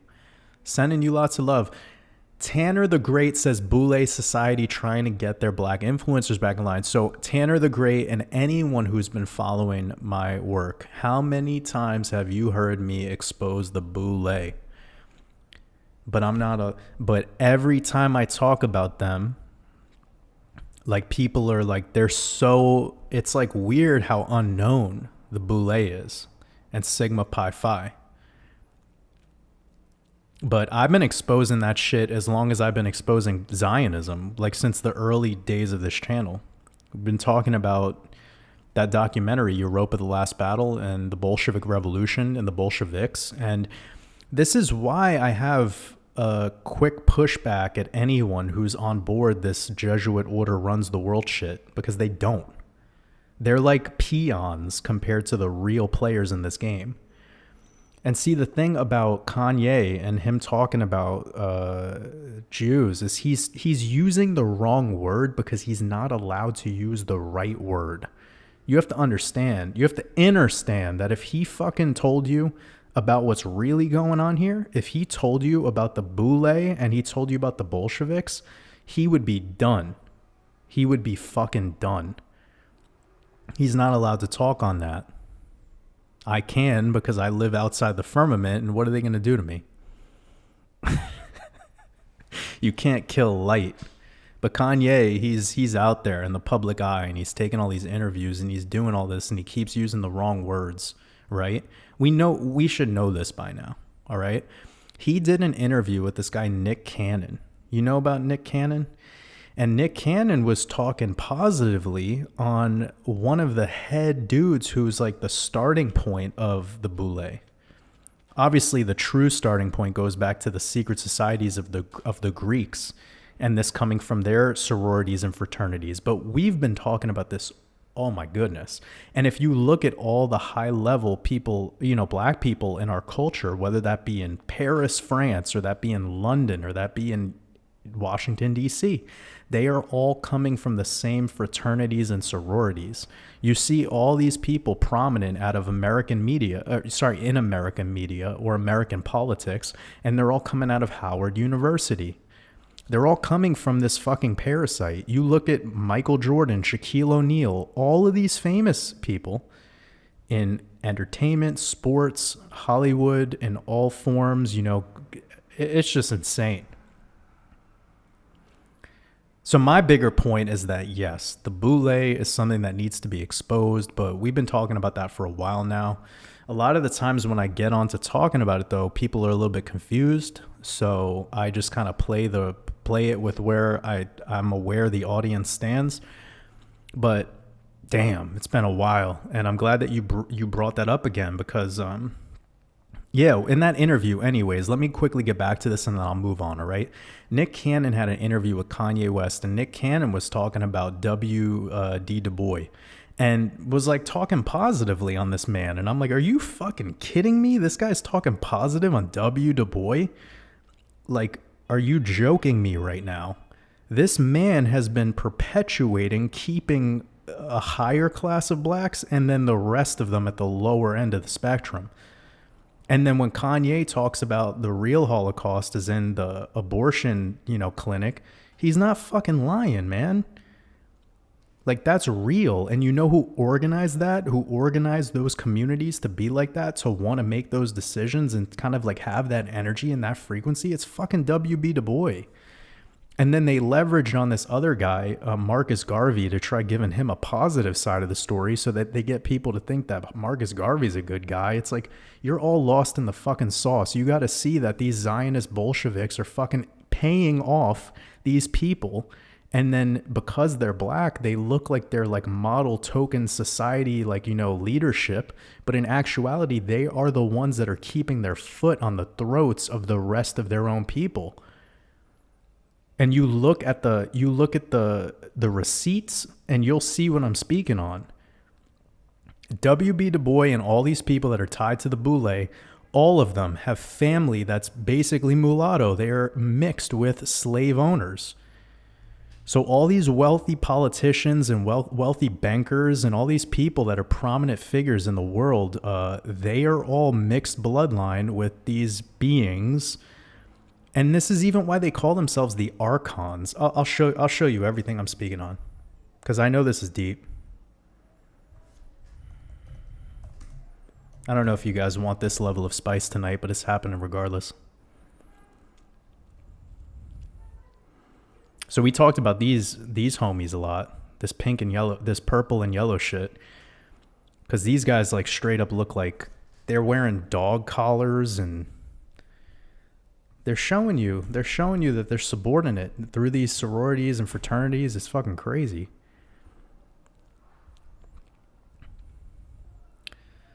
What's it called? It's a word. Probate. They do these probates. This shit is crazy looking. Like, some of them just look wild. Look at this. They're wearing gold Doc Martens.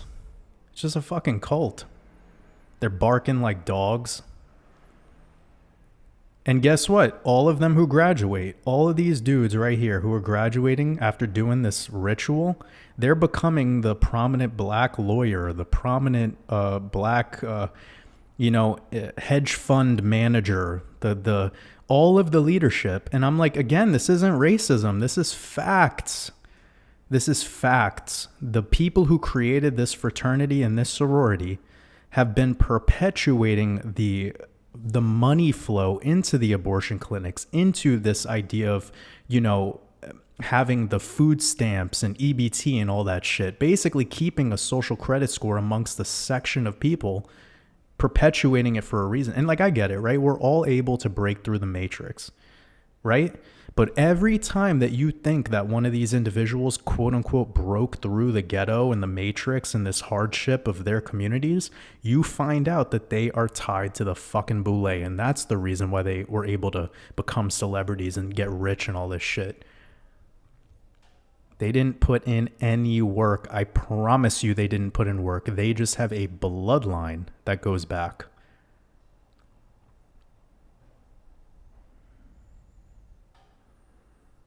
So I'm trying to find maybe some connection here. I could just type in Omega Sci-Fi, right?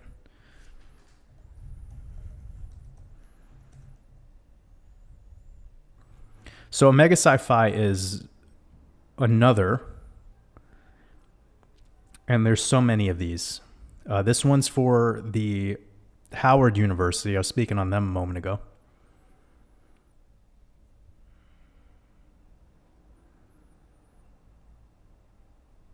And again, what I'm saying right now, it's not racist. These people are racist. They are racist. They make it so if you're white, you ain't coming in this group of people. It's fucking crazy. And then they pledge to Greek sororities and Greek fraternities. Like, you understand, right, that Greeks enslaved these people. That's what we're told in the story anyway. So you're pledging to people that are your slave owners? That's kind of weird, right? It's amazing learning about all this shit, man.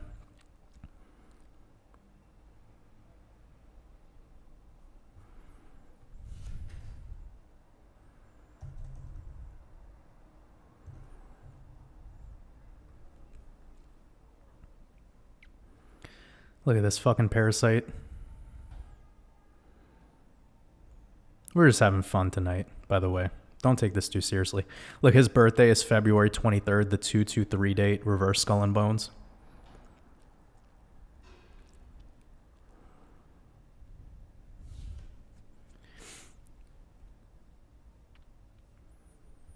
And they're going to write all of this so that he looks like such a good guy who did so much great work for his community and yada. They did the same thing with Bill Gates, don't they? Don't they talk about how great Bill Gates is, saving the world with his death serum? By the way, right now I'm super calm. It's just spicy.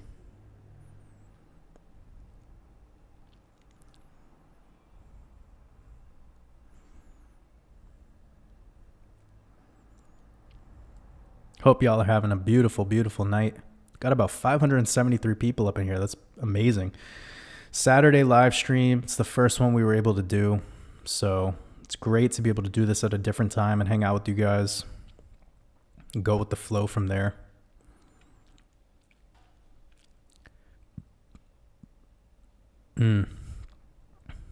Martin Luther King was a prominent one that was tied to a huge fraternity that a lot of his fraternity was the same one as Michael Jordan, Jackie Robinson, I believe.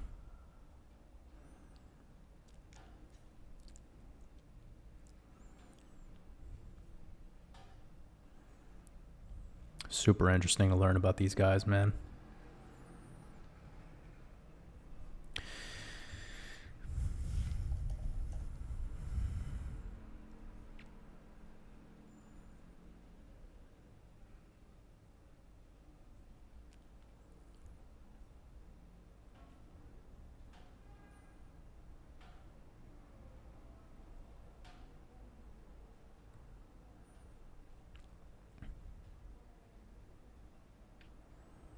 Again, make sure to like this video if you are here with us and you have not already as well. Make sure, if you're not doing a super chat or you're not a YouTube member, to write your questions in all capitals. It makes it a lot easier for me to see. So we're talking about the Boule right now. We're talking about Sigma Pi Phi. Founded in 1904. This is a team of parasites, to say the least. You can look up these individuals: Henry M. Minton, Eugene T. Hinson, Robert J. Abel, Algernon B. Jackson, Edwin C.J. T. Howard, Richard J. Warwick Jr. All these guys are MDs, whatever the fuck nonsense that was given to them by the fraudulent doctoral system. And these guys were living like completely free in the highest society. I mean, they had it all. There was zero struggle for these individuals. Everything that showcased any struggle in their life was completely fabricated bullshit history. And, yep, they're all mixed blood with white slave owners and people who are part of the so-called New World Order or Illuminati or whatever group of, secret society individuals you'd like to consider. It's all tied into the same thing anyways, because it's all a big family. It's all a big family, and their bloodline goes back to Sumerian times. Anywho, you could even see right here. I mean, Martin Luther King was part of this. You know about him. You know about the stories they gave you about him. And just, I want you guys to do something very simple. Again, you don't have to listen to me. You could have fun with this. But anything you learn that sounds like a good thing and positive in history, it's the opposite. And the same thing, everything that you get taught that's negative and bad, it's the opposite. It's all inversion. And then people are going to be like, well, they killed Martin Luther King, so that must mean he's a good guy. It's like, if you're that simple, if your mind is that simple, then I'm sorry, but you're not ready for the truth. It is a Rubik's Cube, okay? And I'm not here to tell you to decode that Rubik's Cube at all. I'm just here to tell you to stop this Marcus Garvey's a hero bullshit. Because that's what people tend to do. The same way people are like, Hitler was evil. but you don't know anything about the other side of the story. You just make these broad assumptions because of the way you were programmed. And in this realm, if you want to become a better self, every time that you're following along a program that had nothing to do with your own search, you're essentially just falling for someone else's belief systems. And when you live through someone else's belief systems, that's called slavery. That is not freedom. Freedom is when you deprogram or unprogram yourself and you start believing in yourself instead of believing externally. That is what freedom actually is. Freedom is what success feels like. Anyways, go study the Boule. Super interesting shit. And they're about to be moving into their 119th year. And that number 911 and 119 is really, really important. So somebody was talking about Kanye West and the Boule and all that. And sure, it's all tied together. I would very quickly assume that Kanye West's mother, Donda West, was probably in the Boule. And that's all it is, right? If you're born into it, I mean, people have to question these sorts of things. Like, Kobe Bryant was like a polyglot. He spoke Cantonese. These aren't like just dumb people from the ghetto that get to be these big famous stars, like they're hand selected and they are groomed from being children to play the role. The same way Henry Minton and Eugene Hinson and Robert Abel and Algernon Jackson and all these fuckers were picked from birth to play their role, which is to keep an entire race of beings in this social hierarchical system of, servitude to this race agenda that they've been perpetuating for the past, 200 years. Oh, don't you love how their headquarters is also in an Atlanta, Georgia zip code of 30303, the 333, which is a super powerful number again. Like 33 isn't an evil number, 911 isn't an evil. No numbers are evil. No numbers are positive or divine. Numbers just have a relationship to things, and certain numbers have a very strong relationship to many things. That's how you could look at numbers. Anna Anushka, I really appreciate your super chat. Sending you lots of love. You said thank you for being here with us today. Appreciate your energy tremendously. Much love to you. I'm sending you lots of love, and I appreciate you hanging out with us this weekend. So great to have you with us and for you to be bringing your energy to this live stream. So thank you. Also, if anyone is new to this live stream, you're just joining in, you're confused, and you're like, what the fuck is going on? Well, welcome to the welcome to the Waters Above hangout. It gets like that sometimes.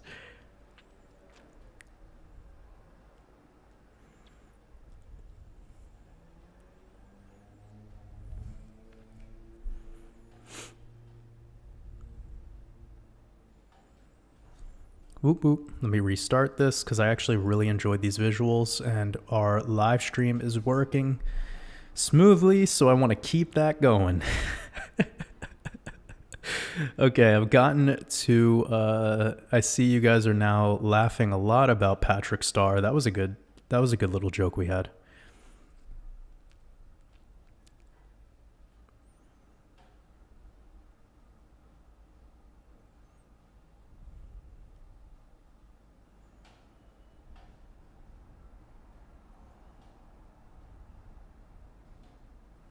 Susan, appreciate you. Wolfgang Waters, appreciate you.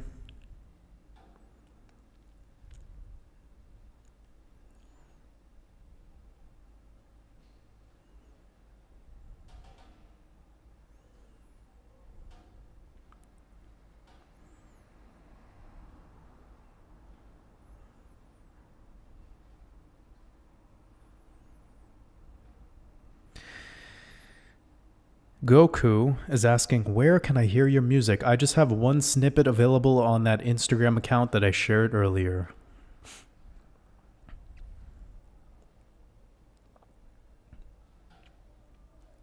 Christian Enriquez, I appreciate your super chat so much. You asked, what books have impacted your journey the most?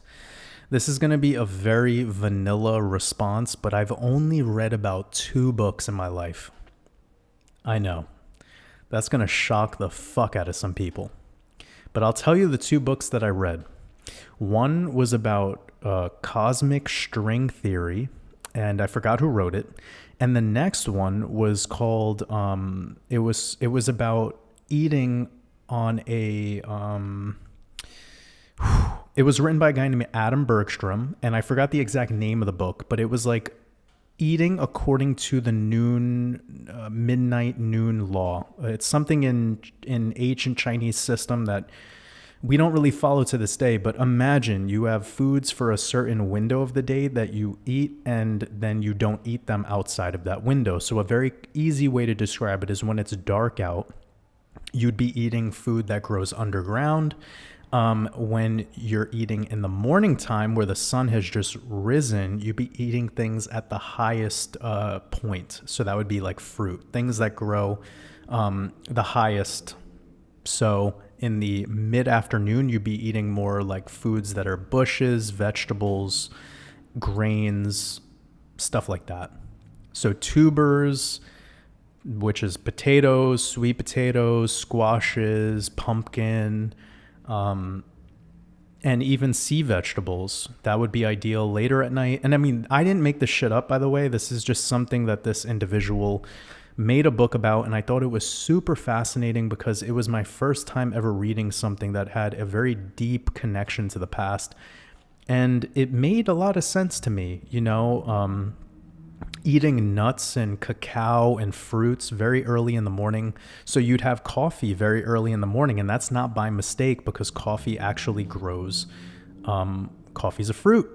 So it's just super interesting shit. And I read that book. It was amazing. I don't follow it, but I do keep up with some of the protocols just naturally because it makes a ton of sense to me. And it does really improve digestion. Also on full moons and eclipses, he had a different protocol. So it was a really interesting way of consuming. And he was a fascinating guy who knew a ton about nutrition. And I studied him for about 2 years. Almost about 10 years ago. So this has been a long time of me being more into the nutrition side of things, as you're probably aware. The other book about cosmic string theory was nonsense. I really don't have an idea why I cared about it at that time. I guess I was just interested in time travel. I read it and I was like, okay, great. But I don't read. I dislike reading. I think it's a waste of my time. I've never enjoyed reading books, but I do read, obviously, either entertainment content or stuff that's specific to a topic. I just have never taken a topic to the library and picked out a book and read a whole book written by somebody about the topic. I've just kind of like fed my desire of seeking truth through short-term snippets of ideas and taking it from there. And really the big reason for that is because truth is hard to find. Truth is like swimming in an ocean where you find a tiny little island, and that little island is the truth. And then when you get there, you notice that this island has a little bit of bullshit on it. So then you need to put your swimming shorts back on and get ready to swim some more. And again, some people just get really entertained by reading books and they have that type of attention span. That's not me though.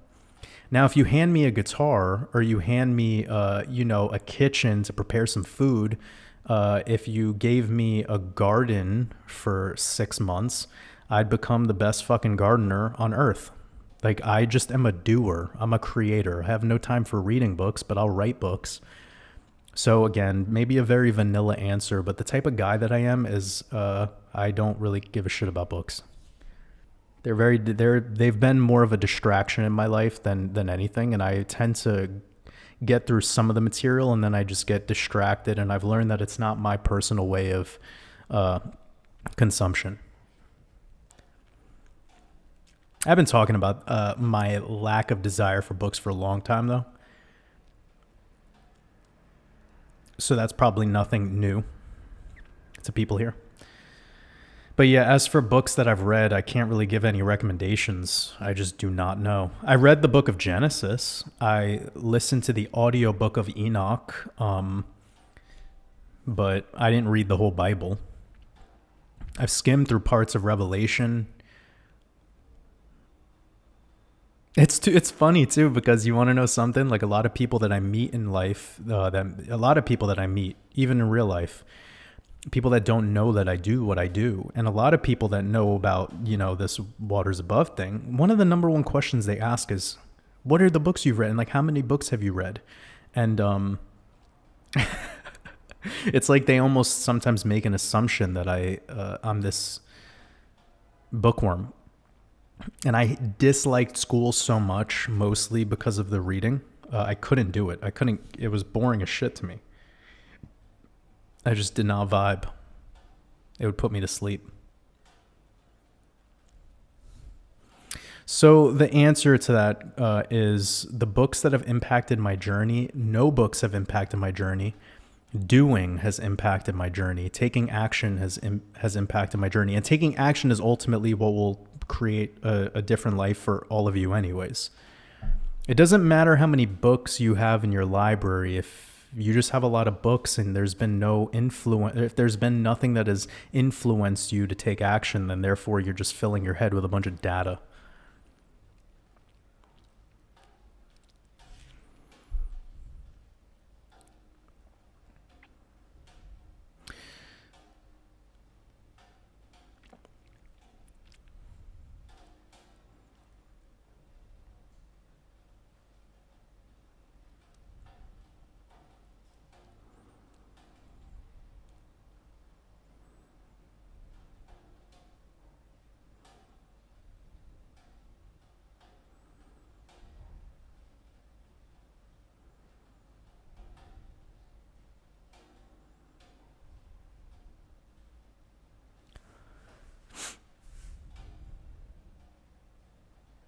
Oliver says, if you accept that we are all human, then there can't be racism. Well, racism isn't something that you can like what you just said is something that would be very difficult to convince everyone with. And I've said so many super spicy things on these live streams, and people have called me out as names like that: anti-Semitic, racist, this, that, and the third. And I'm just like, whatever. The reason you name call is because you don't want to take the time to actually see a being as a being. So I agree with you. I really do agree with you, Oliver. But again, when you're talking to the amount of people that I talk to, you're going to get a lot of different prana coming your way. And that's just something that, me as a creator have had to get used to for sure, is dealing with all that prana and letting people know the truth as it's being shared.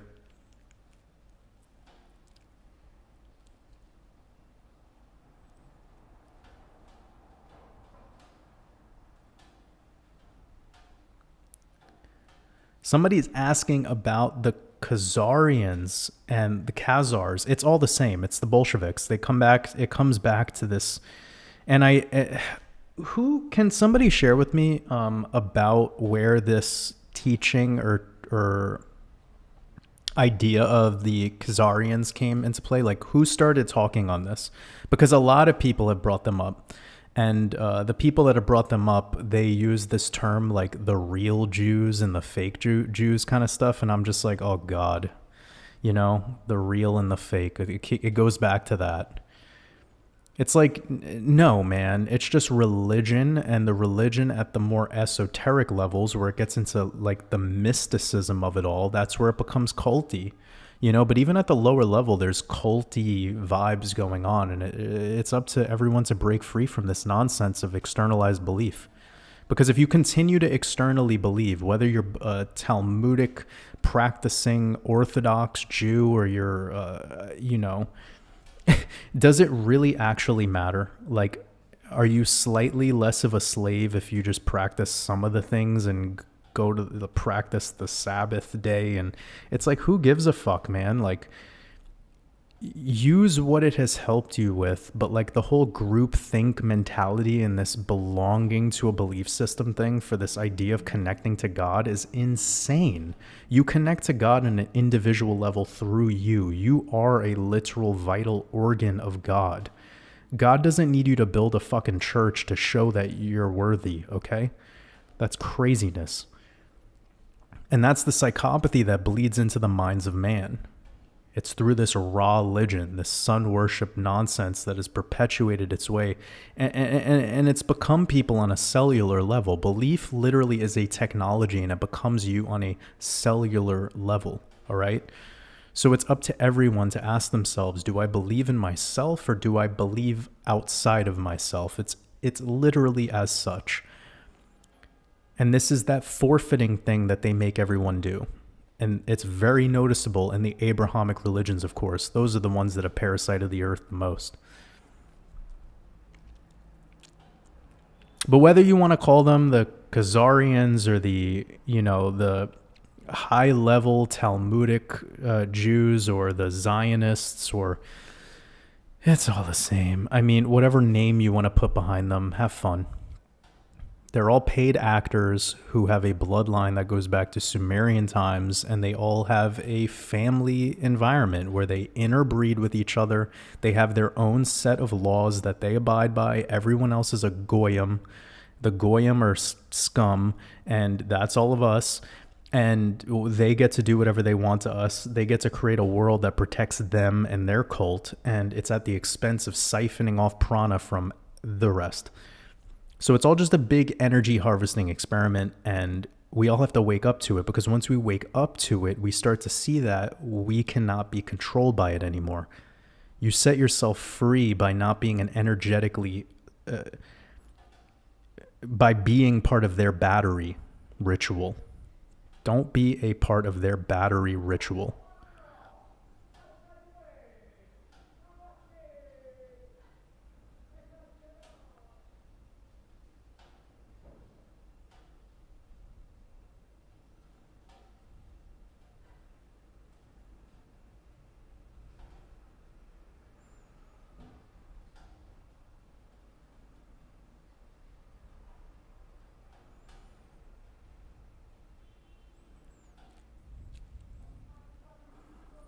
Yvette, shine bright, sending you love.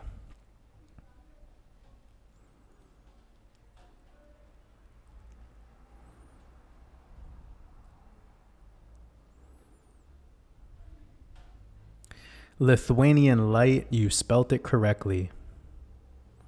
Odd Flex says, where do the Freemasons tie in? Very good question, Odd Flex. I believe you were asking perhaps this question when I was discussing the Boule, and I will, one thing, I'm not sure if I could quickly find it in this Wikipedia article, of course, but anyone can go out of their way to figure this out. So one of the things that the Boule has admitted to in their doctrine is that they are mimicking the Skull and Bones Society. And they've literally said this openly, that they are just mimicking Skull and Bones. They are a all-black Skull and Bones. That's all they are. They copy the tenets of the Skull and Bones, meaning all of their rituals that they do, the same fraternal order set up everything. It is just a copy of Skull and Bones. So if you're aware of Skull and Bones out of Yale, and their ties to the notable politicians, lawyers, scam artists in the banking system, the stock market, etc., I mean, it's all coming back to Sigma Pi Phi. This is just their white and black game that they play, okay? So it's really important to learn about the Boule, because it's a truth bomb that very few people have had dropped on them.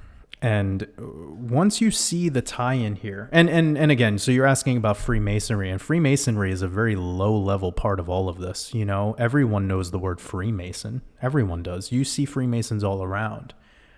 Not every Freemason gets to become the leadership of worlds, you know? So when you start to see that these specifically notable black people are coming out as these high-level judges, people that, like, for instance, Kamala Harris, Barack Obama, I mean, Jay-Z, every single, politician you could possibly name, and every big high-level sports athlete.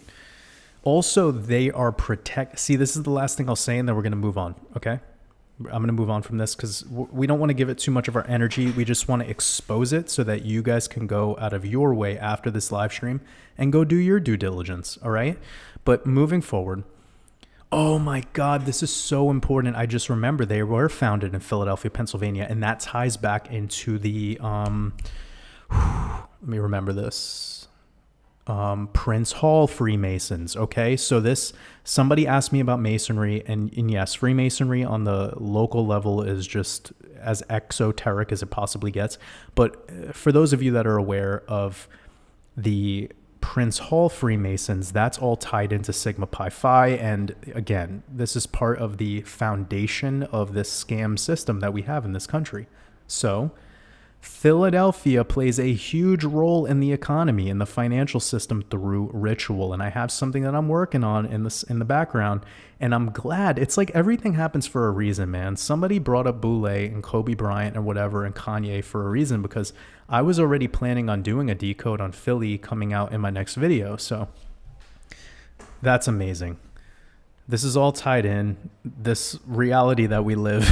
you could ask Logan. He knows. It's all tied in. So I'm glad somebody reminded me of Sigma Pi Phi, because of that decode I have coming out and talking about financial collapses. And you guys will see. You'll see when it comes out.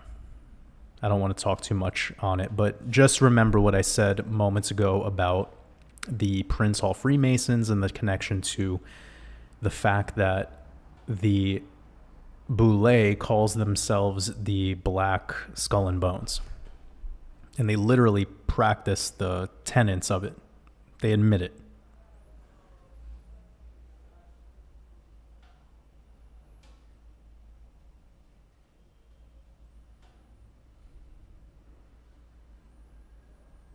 Dom says, what's your best recommendations for liver flushes? I've been using olive oil successfully, a lot of stones coming out. Well, yeah, isolated. Here's the thing, Dom, and I don't know where you're at in your health. I don't know your age. I don't know like the condition of your skin. Like, I don't know what your eyes look like. Like, I would really need to know a lot about you to be able to see what's going on here, of course. But in response to this idea of liver flushes or kidney flushes or all of this stuff, just please, please, please remember that the human body does not really work in isolation, all right? Healing is a holistic thing that happens to the organism. The whole body is this organism, and it works like a beautiful machine where everything is interconnected through tubes, and these tubes work literally like your body works like a water system. So sure, you could do these liver flushes. Like I know Andreas Moritz was a German guy who popularized this way of doing the olive oil, and it's fine, but you got to remember, like, this kind of stuff, it has consequences if you don't do it with other protocols. So I don't know where you're at, man, but I would rather people stick to the changing the way they eat forever thing than this whole like, I'm just gonna live a normal life, do normal shit, and then go try these flushes or these quick detoxes in isolation. And you're never really fully solving the problem, because you're always going to need to be going back and relying on these detoxes and these isolated organ flushes, as I would call them. And they become a crutch. And fasting and healing should never be involved with the crutch. It should be something that's very, very beautiful and in harmony with the body and in harmony with the organism, as I like to call it. So I'm not a big fan of liver flushes. I'm not a big fan of any of that stuff, treating the body in isolation. I like to treat the body as a organism, and that's why I love dry fasting. That's why I think things like Shivambu could be life-changing.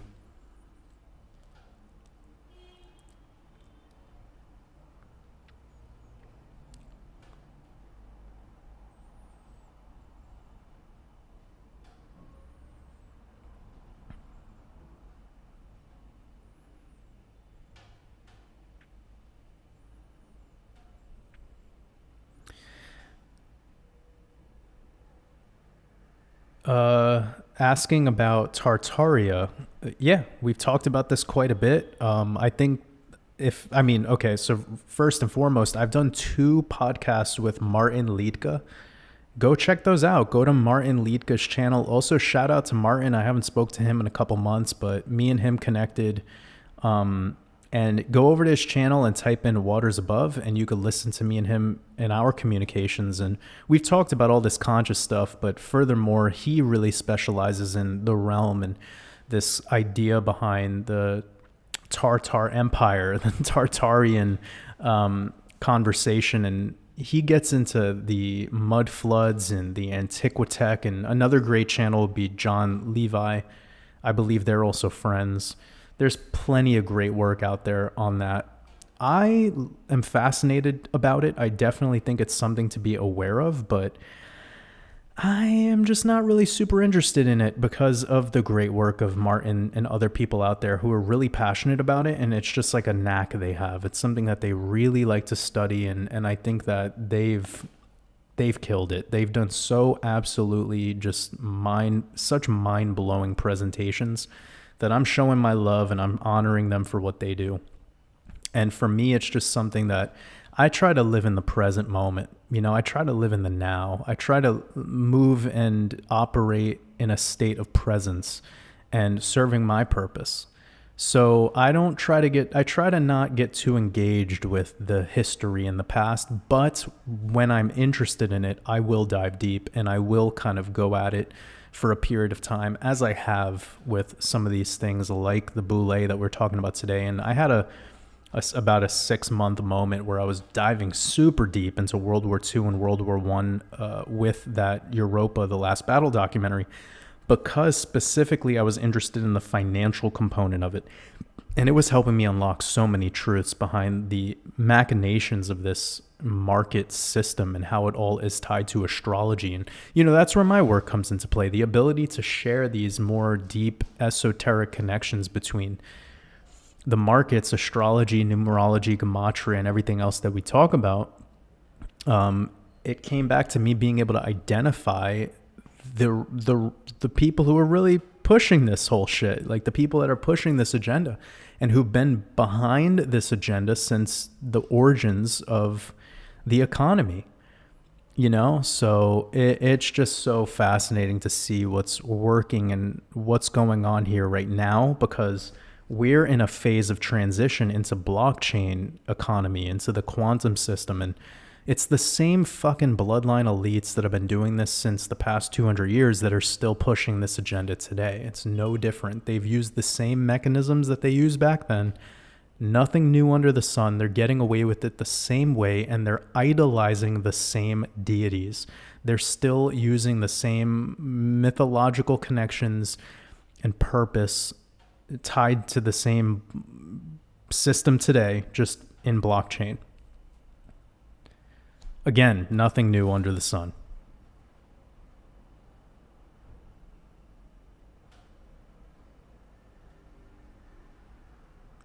Christopher Cabrera says, official Instagram is messaging me right now. Did you get hacked, Jordan? No, I did not. There is only one Instagram. It's this one.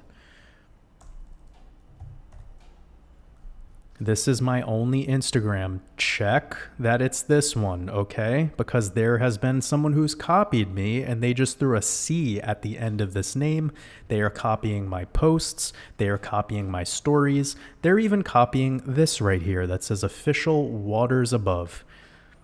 They are just copying everything and making it look like me, okay? I can't control that, unfortunately. They're going to keep copying me. If that account gets taken down, they will buy a new fake account with more followers than me, and they will get away with making another fake account. It'll just keep happening over and over and over again. But this is my real account. It's Waters Above with a 0 as the O, and that is it. The other one that's messaging you back is not me. Also, anyone who talks to me knows how I talk, and you know how these other people are talking to everyone else. These fake accounts, what they're trying to do, and again, Christopher Cabrera, I'm not sure what you're experiencing, but I'm just letting everyone know what a majority of these scammers are doing. What a majority of the scammers are doing is they're trying to sell you on some sort of trading thing. They're trying to get you to like do something with them revolving trading, and they've actually pulled this off on a bunch of people. It's fucked up, but it's real, okay? So I'm just letting you know, they aren't selling a course of mine. Some of them have even put my real Patreon and my real website in their bios. But they're not getting you to buy a course. They're getting you to fucking give them Bitcoin to say that they'll help you trade or they'll help you invest. Anyone who's asking for crypto or trying to get you to buy something that isn't from my official website, which is watersabove.com, or my official Patreon, which is patreon.com/watersabove, they are scamming you. All right? So I'm just letting you know, like, I make real products. I make real things that I design, that I create. I'm not asking people to trade with them. That's all bullshit. I can't believe that they still get away with this too. I know it works because I've heard it working. It's fucked. And I've tried messaging these scammers and they just block me. They won't even talk back to me.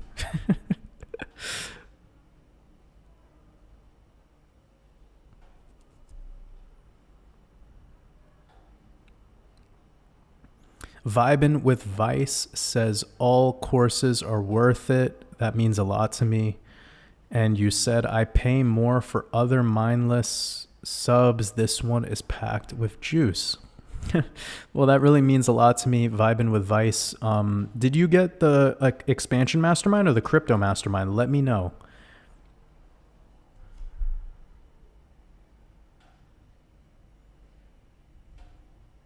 Goku talks about 666. Very true. It's 6 protons, 6 electrons, 6 neutrons. That is carbon.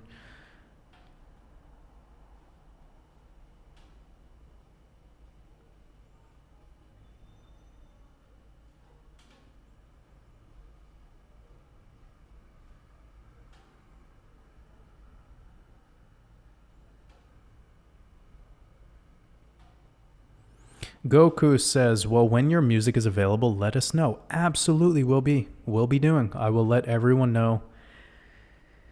I will let everyone know whenever anything comes out.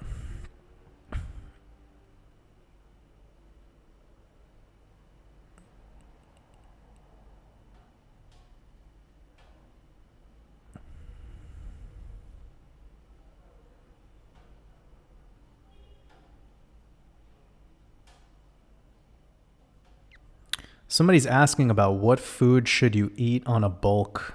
Well, you continue to eat the same foods, you just eat them in a caloric surplus. But if you're talking about bulking specifically for adding skeletal muscle tissue, then you definitely want to be increasing protein intake. And like, this is unfortunate because in a world that we have today that is so vain and like is addicted to this idea of getting bigger. And again, Regi, I don't know where you stand in this. I'm just speaking to most men, especially men that are involved in the fitness industry. When we talk about protein, it starts to become a very convoluted conversation. And with protein, there's really one thing that matters. It's bioavailability. So is the protein that you're consuming actually being utilized by the body? And I think that's quite a misunderstood concept and idea. So just know that when you're bulking, you're trying to gain weight, but you're trying to specifically probably maintain a good looking body composition. So a very simple way of doing this would be figure out your maintenance calories, then add 200 to 300 calories maximum while weighing yourself every other day to maintain a slight gain of weight while doing some sort of resistance training protocol. Keep the protein slightly higher, but nothing off the charts, you know? So for average people, I could just help you with the math right here. Let's just say 15 calories per pound is pretty average for a man. So if you weigh like 170 pounds times 15, that's going to be about 2,500 calories as your maintenance. So you want to bump that up to about 2,800 calories and, you know, have fun with the way those calories are made up from there. Just keep it whole food, plant-based as much as possible with about 30 to 40% of your calories coming from fresh fruit. And then the rest could be coming from things that are slightly higher in protein, but it doesn't have to be, you know, fake soy meats and tofu and all that. You don't have to make it be like that, you know, like that caloric surplus you want to watch though, okay? Because when people say bulk and they go up In this case, maybe they go up to 3,500 calories. That is when you start getting lots of adiposity. That's when you start getting fat. All right. You don't want to get fat on a bulk. You want to gain muscle. And muscle's super fucking dense, and it's very difficult to achieve, especially after you've been training for after 5 years of resistance training. If you're actually keeping track of your weights, etc., it's going to be difficult to gain lots of muscle. So going that 250 calorie surplus, 300 calorie surplus, that's ideal. Now, when you're really fat, if you're somebody that has a ton of adipose that could go away, you should not be trying to bulk. You should not be trying to grow more. You should be trying to get leaner, because leaner is healthier. Okay, so again, I don't know so many people who want to bulk and they don't even know if they should be doing it, because they just look at athletes who take all these exogenous hormones, steroids, and they have these incredible looking bodies, or they have really, really elite genetics. Again, I don't know where you're at on your journey, so it's important to kind of consider where you're at. Again, I just think it's important when you're bulking to maybe consider not going overboard on the calories.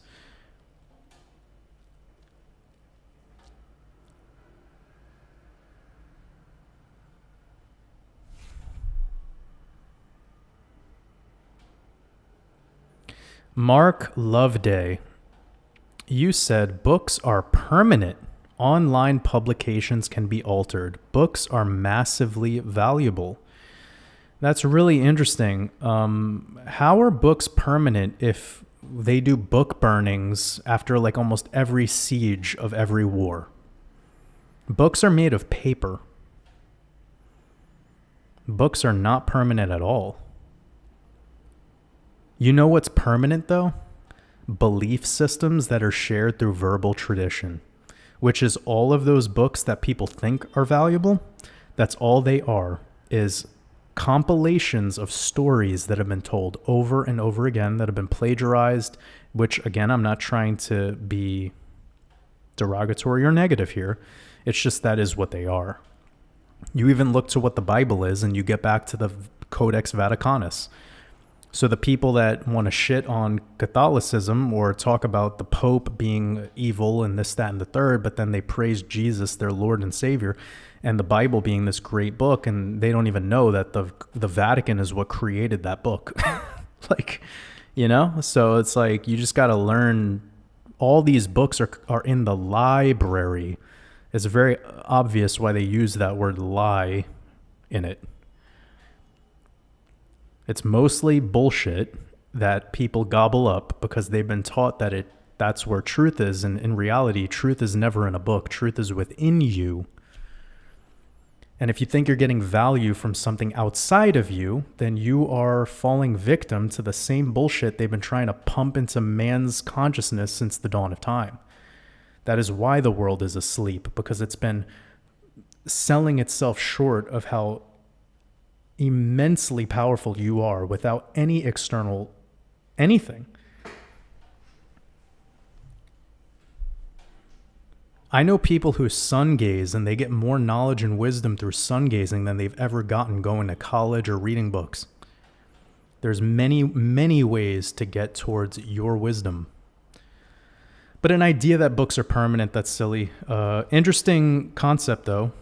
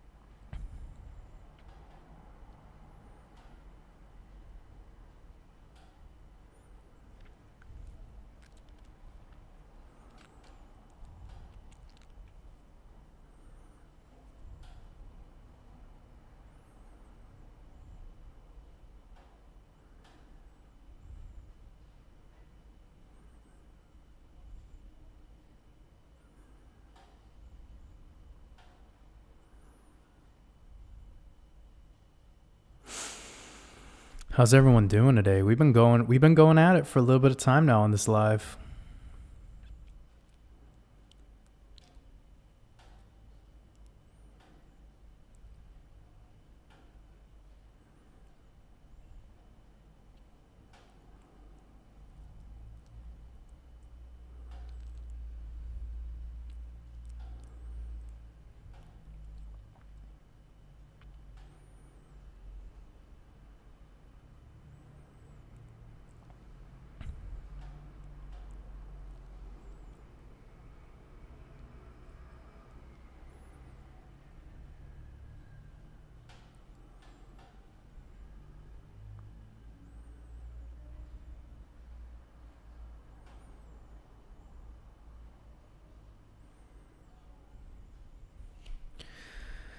Blitzy Warriors says, what do you think about fermenting foods or even wine which is fermented grapes? Okay, so, well, the fermentation of grapes leads to the creation of alcohol, and alcohol is a very specific thing that, I don't really know what your question is asking because it's like a little bit vague, but I do think there's a benefit to some things being fermented and some things going through sprouting or some form of germination. It just depends on what we're talking about.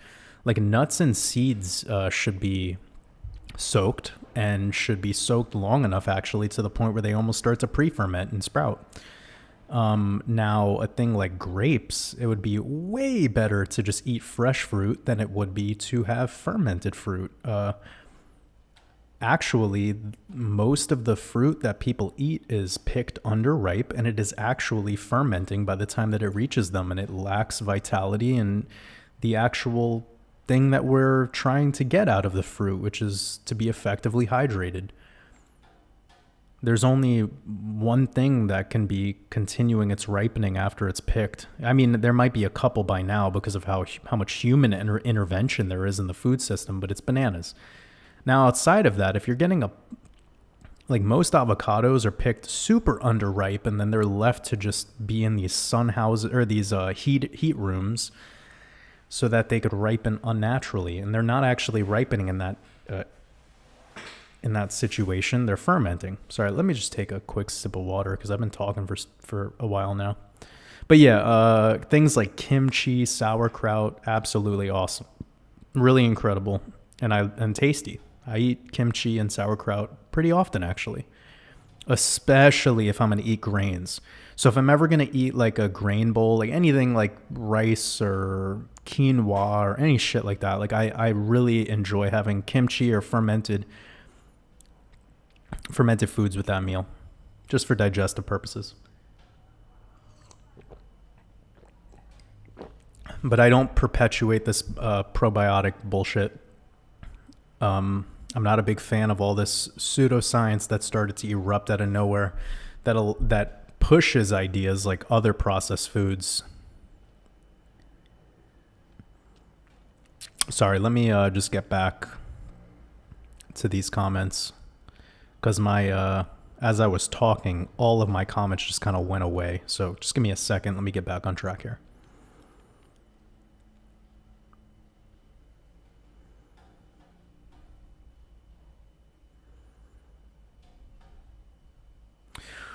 Ooh, somebody asks, what is the last song that gave me some goosebumps? Whew. Great question. Can I open up Spotify in this situation and see where this goes? It's probably a song off this Mars Volta album, Shore Story, or yeah, it's probably Shore Story. The song Shore Story has a part at the end. I'll just read it out to you. 1 second.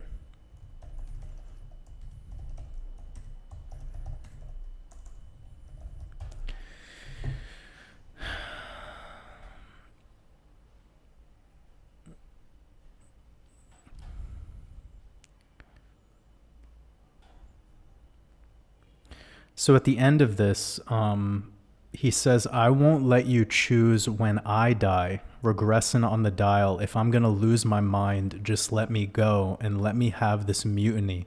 And the way he says it is in a way that has so much emotion, and it really just kind of like, it was just a beautiful thing.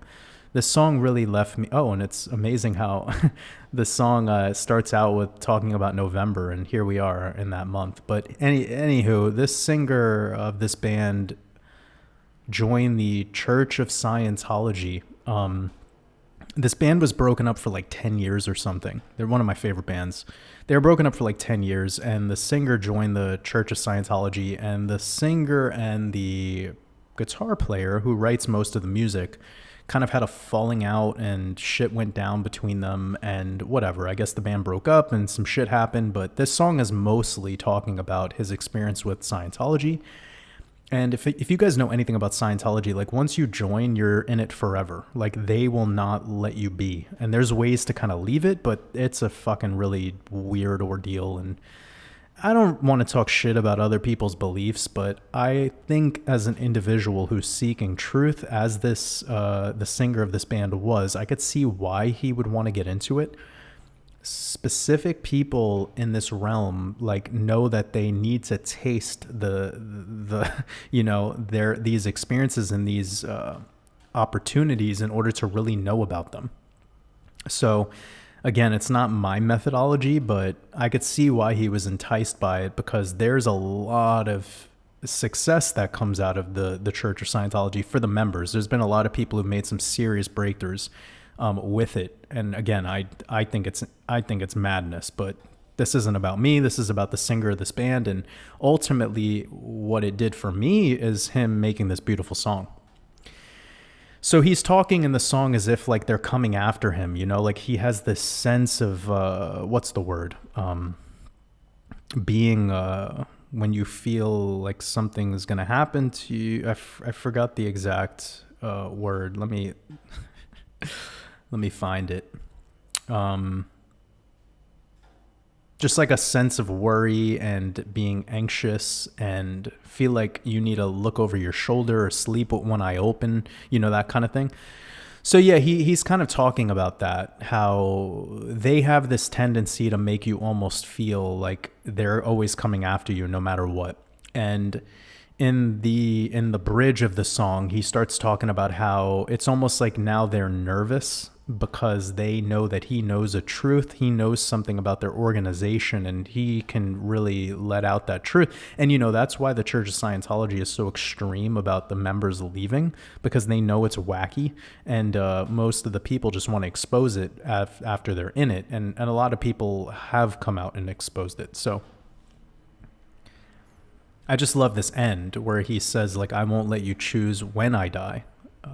And he says, if I'm going to lose my mind, just let me go, which I get that, like if he wanted to go through that process of joining that organization, that's his right. And, like it's going to create this chaos between him and the people around him. But ultimately, it's important that you let somebody live their truth. Like if you have a family member, if you have somebody who is joining something or doing something and it doesn't align where you're at in your vision and the way you want to live your life, that's fine. Like let them do their thing. Like, and I think it takes a lot of courage to actually just admit that you want to go about it your own way, even if it's at the expense of your betterment and your sense of self.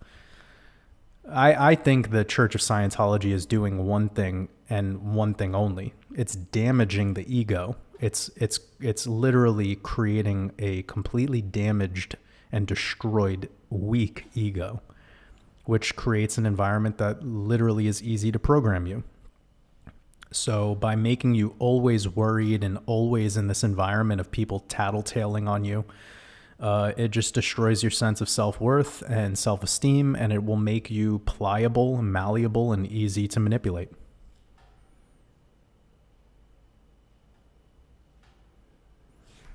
Moving on. That was the last song that I heard that gave me goosebumps. Overez said, did you split ties with Archaics? Any comments on him? I didn't ever have ties with him. He was just a guy that I had a couple podcasts with, and I spoke with him one time on the phone, but I haven't really heard from him since. I know his channel has become quite big. I have said some words on his following, though, because a lot of his following started to spill over into my community, and they started bringing an energy with them that I don't personally love, which is this like guru type of stuff. And I got this sense from, and again, let me speak on Jason for a second. I've only spoken with him 3 times. 2 of them were public and 1 time was in person. He's a very genuine guy. He has I think he's super genuine. The way he was and the personal interactions and his podcasts and the one live stream that I watched of him was all in alignment. I didn't feel anything weird or anything negative. So I'm just going to go ahead and say that right away. We're on good terms, like I don't think there's anything going on between us besides hopefully positivity. But anywho, I got a sense from a lot of people that were coming. So remember, I was connected with him before he really blew up explosively. And a lot of people that were coming over from his group were blindly following him, like to a point where he had no faults and everything he said was like the word of God to these people. And I noticed that it was like a very culty following, and I just didn't enjoy that being in my space, and I don't enjoy those types of people anyways. I want to help people become empowered by their own truth. I don't want people to live their life waiting around for me to share my truth. And because I've studied cults and I know how they work, I believe that is kind of the big reason why Jason's work blew up so much. And he talks about things like the deep state, and I have spoken against this. There's no such thing as the white hats and like the deep state. That's all bullshit. It's all just a big nefarious, thing if you want it to be, and there'll be nooks and crannies of positivity if you want it to be. That's the mind programming, and in actuality, that's not how it works. The entire government is literally what is in their name. Governare mentis, which means mind control. So if you think that there's a good person within your government, just remind yourself that their organization means mind control. Now, if you believe in a being that would want to mind control you in a good way for the betterment of our world, then you're a psychopath. And if you're somebody who thinks that there's a group of bad people and a group of good people hashing it out amongst each other, and one day one of them's going to prevail and there'll be a good form of government that takes over, well, your head's in the sand. So this whole QAnon vibe, psyop bullshit, it kind of started bleeding into my world, and I just wasn't having it. So every time I saw that language come up into my live streams and in my work, I would just quickly clear pill it and I would move on. But that doesn't mean I have anything against Jason. I think Jason's a good guy, and I've only been able to speak with him a couple times, and I hope he's doing well. I'm wishing abundance for him and success, and I honor the great work that he's done for the realm. And yeah. If Jason ever even listens to my work, I hope that it's helped him in whatever way possible. Who knows? But yeah, definitely nothing negative against us. Just I had a whole heap of some of his following come over, and they were literally kissing his feet as if he was a god. And that type of being is going to be led to the slaughter forever, because they're always waiting around for their savior to tell them what to think and what the truth is and how to be. And fuck that energy. That energy is useless to me, and it's useless to our realm's expansion, because it's a contraction energy. And that doesn't help my work, by the way, to say that. I know that is not popular, that's not sexy, and that's fine with me. That's my truth, and that's the way that I'm going to do it.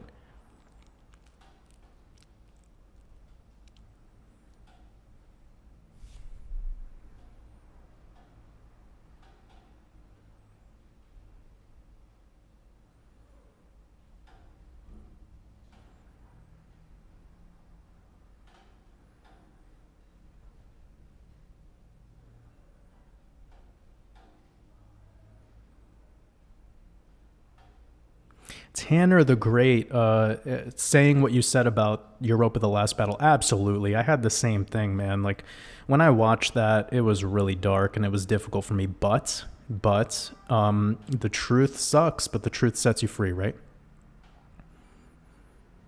So all that really did for me when I was done watching it was it made me question everything about history, but come to a quicker, let me just say, like, my bullshit meter became really sharp after that experience. It made me start almost instantly being contrarian to popular history. And now when I go to research stuff, the research starting point is much more sophisticated and much more advanced.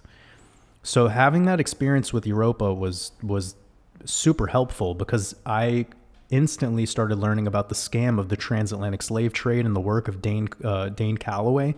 Like, I wouldn't have probably knew even what to search if it wasn't for that experience with Europa, the Last Battle. And then I learned about all this, story about the indigenous peoples and the so-called Southern blacks and the slavery thing and all of that. And that's all pretty much a big scam. And when you tie that into, and again, there was people being taken advantage of, like all things, okay? But it's the story they give you that's cloaked in nonsense. And there's a much deeper story here. So if you have no clue what I just fucking said, please do not judge what I just said. Just go find the work of Dane Calloway and do your due diligence. Go learn about it, okay? So then that moved into quickly me getting even deeper into the Boule material because I was already aware of the Boule, but then I saw it tying into those historical origins of how they got away with perpetuating the transatlantic slave story and all of the stuff they put in our history books about that specific event. So you see how it's all interconnected, and this is the life we are currently living. Like, our grandparents have, some of them have lived through some of these experiences, like World War II. You know what I'm saying? So it's local. You could find some people and ask them, like, hey, like, do you have a great grandparent that is tied to this plantation and wherever? And you could ask them, like, are they a Cherokee? Are they Native American? What we're told Native Americans are they indigenous? And you're going to be getting a lot more yeses than you get no's. And you start to quickly find out that they've always been here on this land. They did not come here from fucking Africa. But they love telling us a lie that has been inverted and cloaked in this historical narrative, and they push it with all this emotion tied behind it to get the support of the people. And then they have their talking heads that are let's just call them, these talking heads are relatable. So if you want to push the story of a lie, you get relatable people to the community that they're brainwashing to tell the fucking story. So who do you think they use to brainwash people about their false history? They use people that look the same as you do. If they want to teach the story about how the Holocaust went, they're going to use emotional stories that are told to you by Jews. This is just what they do, all right? And this is how they keep the emotion involved so that the way the people react to hearing the story is cloaked in emotion. And that way it makes it so it's hard for people to actually see the deeper truth or to be able to even ask effective questions. Just blindly accepting narratives because it pulls on your heartstrings, so it's easy to pull off.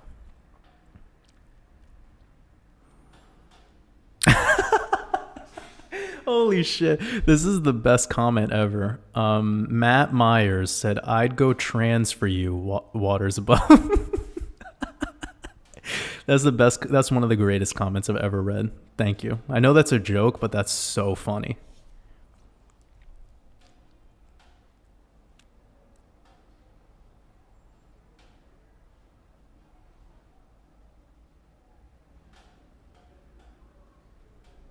Scorpion says, your voice sounds great today. Nice microphone. Thank you. Well, I'm using the same microphone. I was actually a little worried today because of where I'm located and there's some chaos going on outside. So it's good to know that my microphone is still picking up mostly my voice and not too much of the external noise.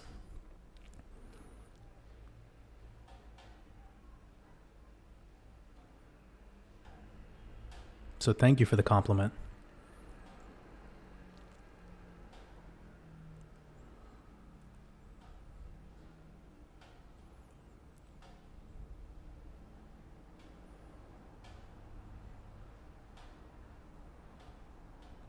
Oh, Vibin' with Vice got back to me and said, I bought 2 of your courses, your expansion mastermind and your crypto mastermind. Oh, that really means so much to me. And I've been getting the question a lot about people asking what order should I do the courses in. And I've told some people that I would actually recommend you do the expansion mastermind first, because that's going to get you prepared for it, like taking on any educational material. As you probably have seen, Vice, when you do the first 3 chapters of the expansion mastermind, it unlocks so much purpose. Like, you start to get much more action based in your day to day. You become less distracted. You get your fucking time back. Okay. So now that you have all this time back and the utility of the time, you start to invest your attention rather than just paying attention. So this way, when you transition into the crypto mastermind, every video is going to have so much more, it's going to unlock so much more inner wisdom for you, because that expansion mastermind course was the setup. You know what I'm saying? So I actually prefer that people take the expansion mastermind course first, then do the crypto mastermind in that order. That's going to be a hell of a ride, and we're talking about like 200 videos. Okay. So between those 2 courses, it will cover you for like the next 6 months. You're going to be more than prepared for whatever it is. Everything from investment thesis to, building a better business, developing your first business, eating better, detoxification, fasting, losing weight, gaining muscle, exercise. I mean, damn, it's very comprehensive. Technical analysis, Gematria Numerology, connections into the markets, how to read charts, how to build a portfolio. Just between those 2 courses is going to be literally a mastermind. So that's great that you got those. And and first of all, really, really, really grateful for your continued support. That means the world to me. Seriously.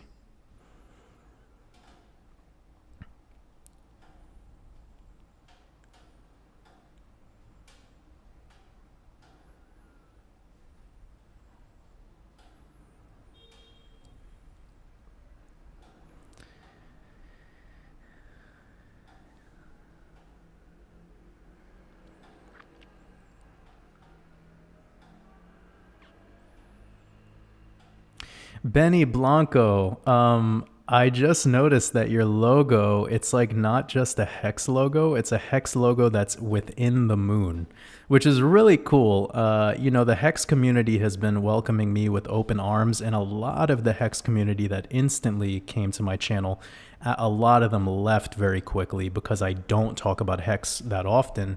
But Benny probably knows, like, when I cover hex, I want to do it justice. Like, I want to talk about it and have a new update. But the TA that I shared on the 2 crypto coffee interviews that I did, I mean, that shit was spot. Like, that's some of the best TA that I've delivered for a coin that I didn't pay attention to at all until it was brought to me by that whole community.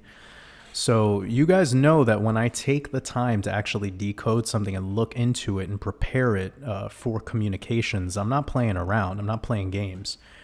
And within a week of those interviews, both of them, we saw the TA that I shared on the interview come to life to some exact price targets. And the price targets were not void of they weren't just TA. It was also sharing Gematria connections.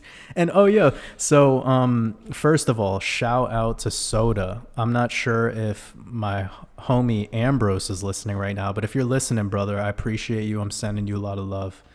But Soda sent me a video of Crypto Coffee, and also shout out to Crypto Coffee if he's listening too. And I would love to get back for a third podcast together. So reach out to me if you're listening, or anyone in the Hex community. Reach out to me because I'm super interested in expanding the message, sharing with the world the truth behind these markets and the connections of Gematria Numerology and Astrology. And if they don't like that, then the TA speaks for itself, right? So if you don't like my esoteric information, then the TA that I've done has more than proven it.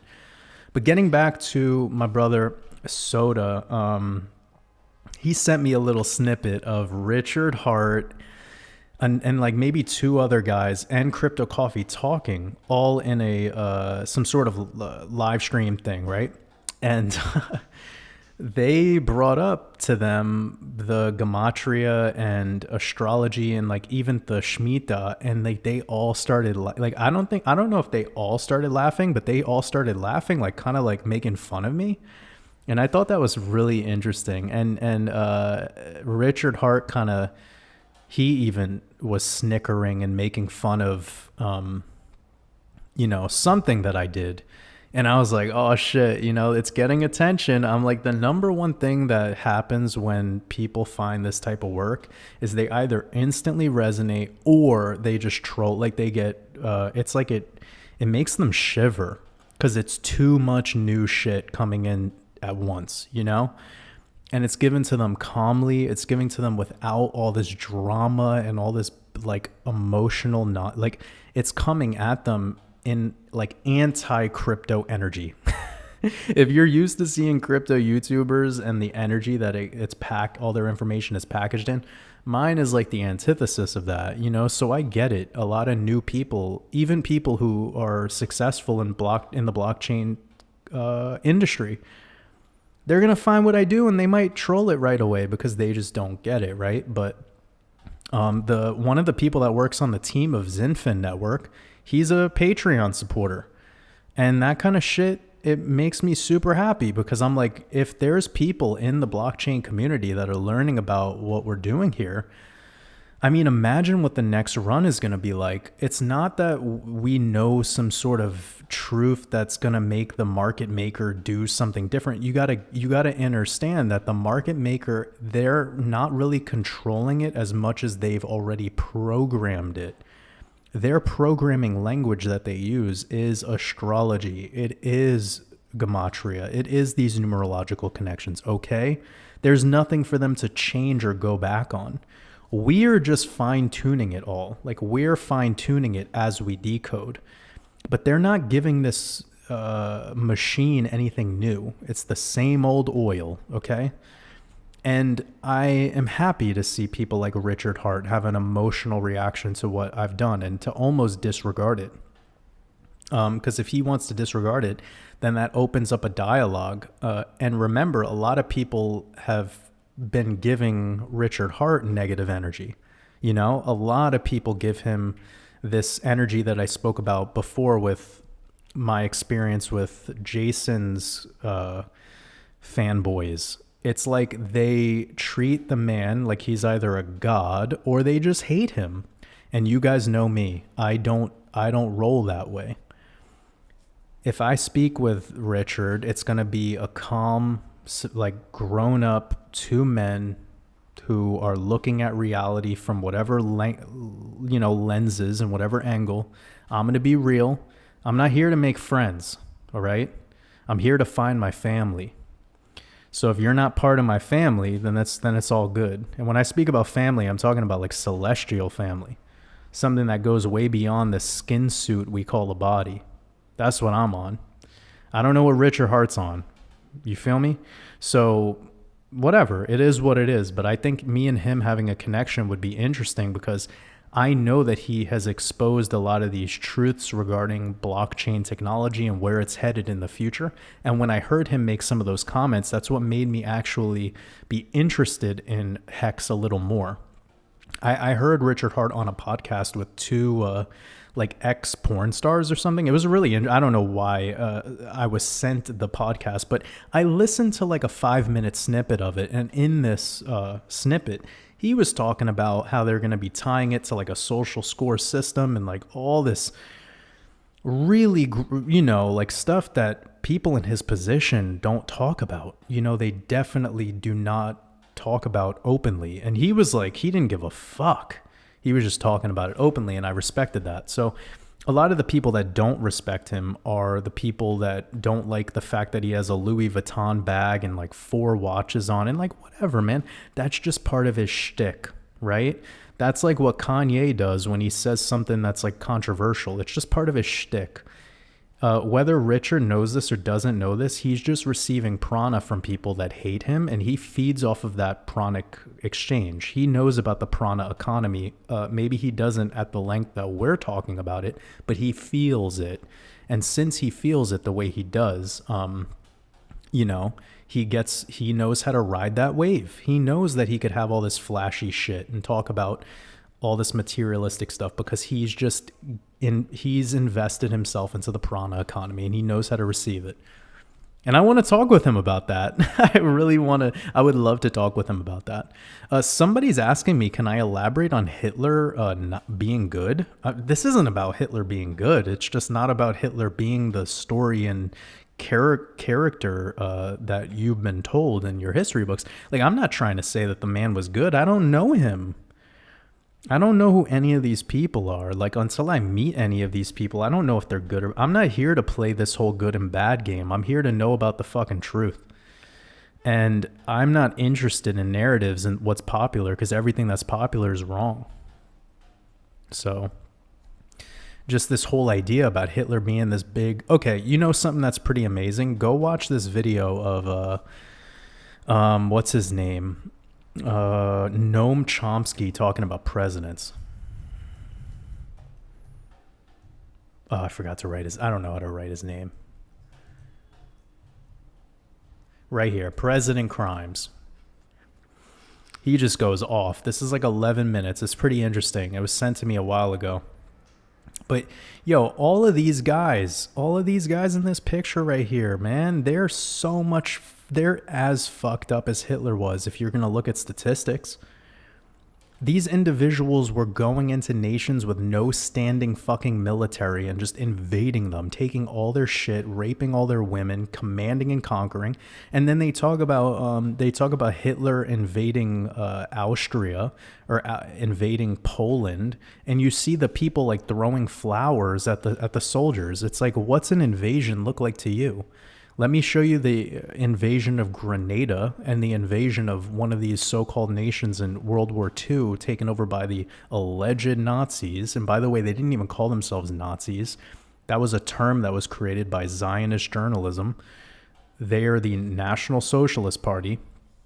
And there's a big difference between traditional communism and National Socialism. If you guys started to actually see what National Socialism was and how it acted in practice, I bet most of you would agree that it is a much better system than this nonsense that we do today. It's a much healthier and sustainable economy. It's a much more sustainable economy, especially for a higher quality of life. So anyways, getting to the deeper part of it is, if you were going to talk about Hitler in isolation, we can't close our eyes to the atrocities of modern leadership. It's fucking in every single country all the time. Let's study the Dutch Empire. But when I talk about the Dutch, I'm not talking about you guys in the Netherlands. Like, I'm just saying, like, let's study the Dutch. Like, look at what the Dutch have done in this world. Have they not commanded and conquered so much of this world with a tiny, tiny little country with a very rich history of secret societies and ties to the... You know, the royalty on some of the highest levels. I mean, it's just fascinating how everyone wants to talk about Hitler, but nobody wants to talk about anyone else. And people that have way more blood on their hands. And that, I haven't even gotten into the Bolshevik Revolution yet. Like, the Bolshevik Revolution, what is it? 60 million minimum? 60 fucking million people. And we're sitting around talking about 6 million Jews. More like 6 million bank accounts opened up in Israel that were funneled with precious metals from Italy, city of Napoli, city of London, Berlin, Germany. All have receipts from the Rothschilds banking cabal. But no one wants to talk about that. See, they shouldn't be interviewing Kanye on this. They should be interviewing me on this. When's Lex Friedman going to reach out to me for an interview? It'll just be a picture of Patrick Starr on the screen, and then me spitting flames over it.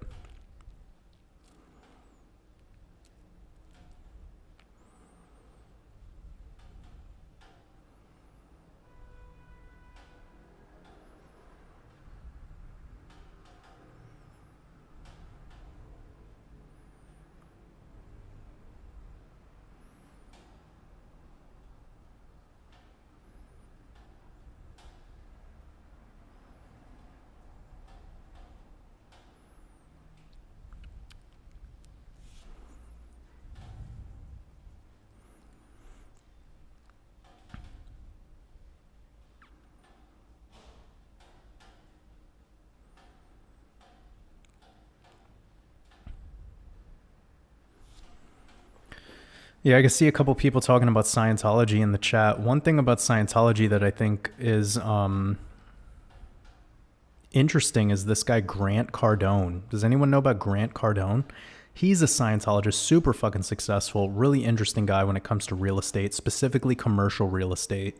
This man is like an energy bomb, you know, like a really energetic. He's all about sales. He could be, a lot of people think of him very similarly to like the Richard Hart thing, where he's highly intellectual, has been able to, you know, really do well in debates, and just he's a master of his craft, and the people that don't like him are just kind of like offended by his success. But anyways, Grant Cardone is a Scientologist, and Grant Cardone has actually helped a lot of people, and I'm using the word help in fucking the biggest air quotes of all time. So this isn't my words. This is like kind of this whole success group mastermind kind of vibe, right? These beings that are high level, like CEO types, getting into Scientology, and it actually bringing them a lot of balance, like giving them this sense of purpose and connectivity that, yeah, and they love it and they never leave. And you could tell that Grant, he is like still kind of 1 foot in the matrix and 1 foot out. Like he knows about a lot of truth, but he's not like a religious cult like guy. He just loves and is obsessed with real estate, and that is his purpose. And he doesn't give you this weird religious vibe at all. Like you would not feel like he's like, when you look at Tom Cruise, that guy is like a whole different level, right? He's out of his, he's not even a human being anymore. He's completely brainwashed. And whatever, like that's on him, right? Like I'm not here to speak down on anyone. I'm just saying, like, it's the vibe that I get from these individuals. But when Grant Cardone wants to talk about real estate, you don't see me talking over him. Like my lips are sealed and I'm just absorbing the light. You know, that's how you learn from masters. If you want to become a master, you shut your fucking mouth when other masters are talking. I know I'm coming at people hard right now, but if you want to learn how to get better at this, you know, thing called life, it requires you to look at when other people are living and close your eyes when you're seeing people existing. Learn who to give your vision to. Learn who to give your ears to. Learn who you should be sharing your throat chakra with. All right, fam? So even if this guy, Grant Cardone, is part of Scientology, it doesn't mean I'm judging him and I'm disregarding the immense amount of wisdom he could help me unlock with the real estate game. So I'm just saying that because I think it's important, man, because so many people are shutting off they're closing down their doors to people just because of something like their religious status and what they decide to be a part of. And I think that's a really silly way to be. Resonate. All right. Believe in yourself and resonate with everything else. That will help you a lot in this world.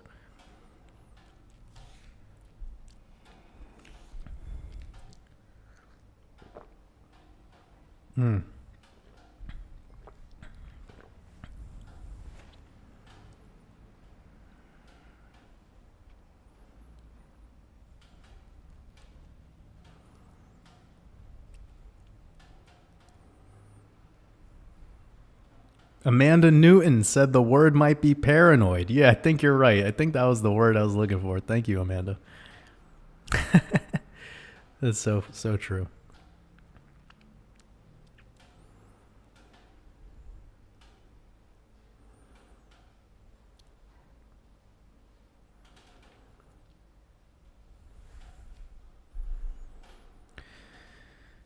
Okay, I'm seeing a little bit in the chat regarding like Jason and Santos and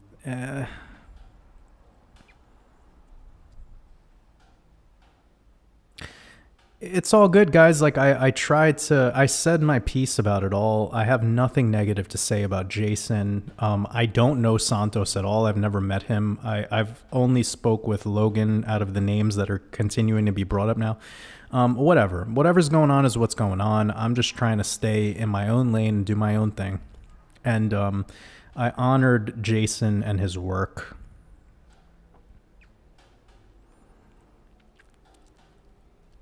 Everything else is irrelevant at that point. Goku says, what do you mean there are not white hats? There are obviously good guys in play. That is hilarious. I'm glad you have that. Like, the reason you feel that way, Goku, I'll let you know right now. You know why you feel that way? Because you're the good guy.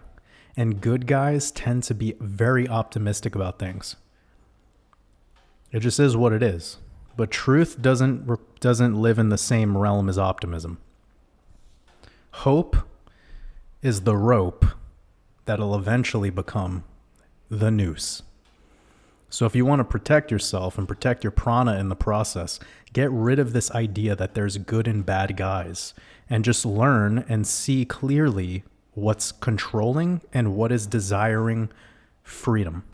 And anyone who wants to play the game of government or the game of controlling other people, whether that be their minds or their bodies or their rights or their movement, their mobilization, their ability to do things, their status in society, their ability to get or not get money, name it, and that is all part of government. So I don't give a fuck what hat color you wear. If you work for that organization, you are perpetuating the enslavement of man. Period. End of story. Move on from it.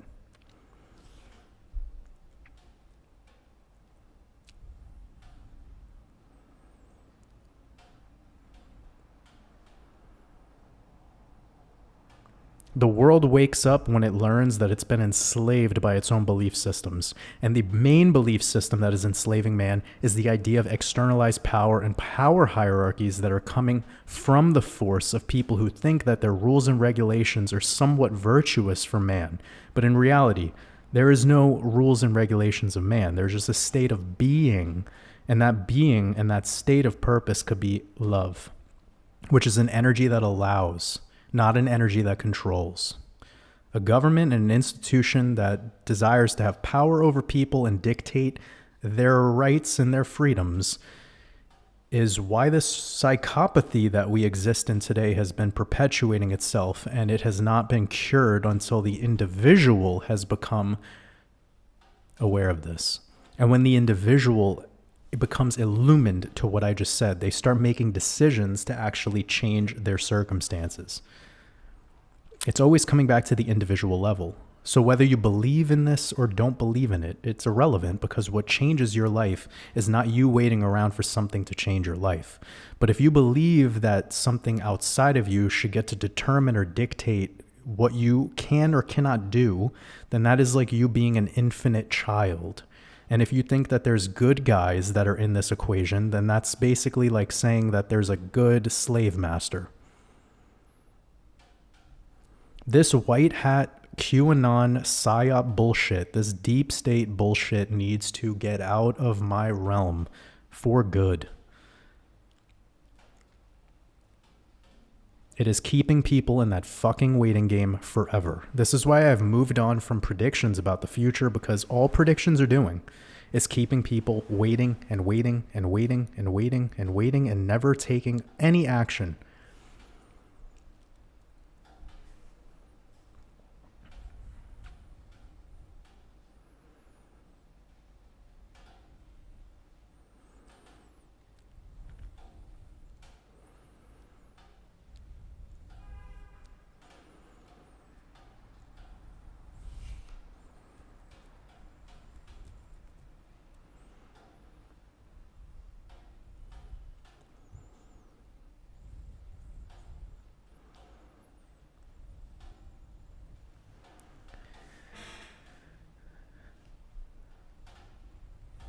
Got a super chat from Ennio Aguirre. I don't know how to say your name. 404. I really appreciate your super chat. You said, learning more about Shivambu through my uncle who lives in the Amazon of Peru, Brazil. If you're healthy, can you share your urine with someone else who is not so healthy? I do not agree with that personally. I think that the whole practice of Shivambu is for you to consume your own waters because you have what is inside of you to cure yourself. What is the makeup of someone else's urine is what is for them. So this is not for you to be experiencing someone else's, it's a practice of you healing thyself. That is what makes it so profound, like your body is perfect for you. So also another thing, NEO, and this could be helpful from just unlocking a deeper wisdom out of your question and for you to be able to ask more effective questions in the future, is that another person's health or the idea of being healthy is just, it's all theoretical, really. We get in our minds a lot about what health means. So just don't get too caught up in that, because what we think is health and what someone else thinks is healthy might not be the same concept in 5 years after you've personally practiced new techniques and strategies and have become wiser yourself. Meaning, 20 years ago, I looked at health and the maximum concept of health totally different 5 years later. Then 5 years later, I looked at that version of the way I thought healthy was 10 years before that, and that was like a state of being sick. Now, 5 years ago, like from today, I'm looking back at, 20 years ago about what I thought was health, and I'm like, holy shit, was I lost in the sauce. So when we think of what health is, it's always being replaced by a new gnosis. It's always being replaced by this sense of inner knowing that is matching your local frequency.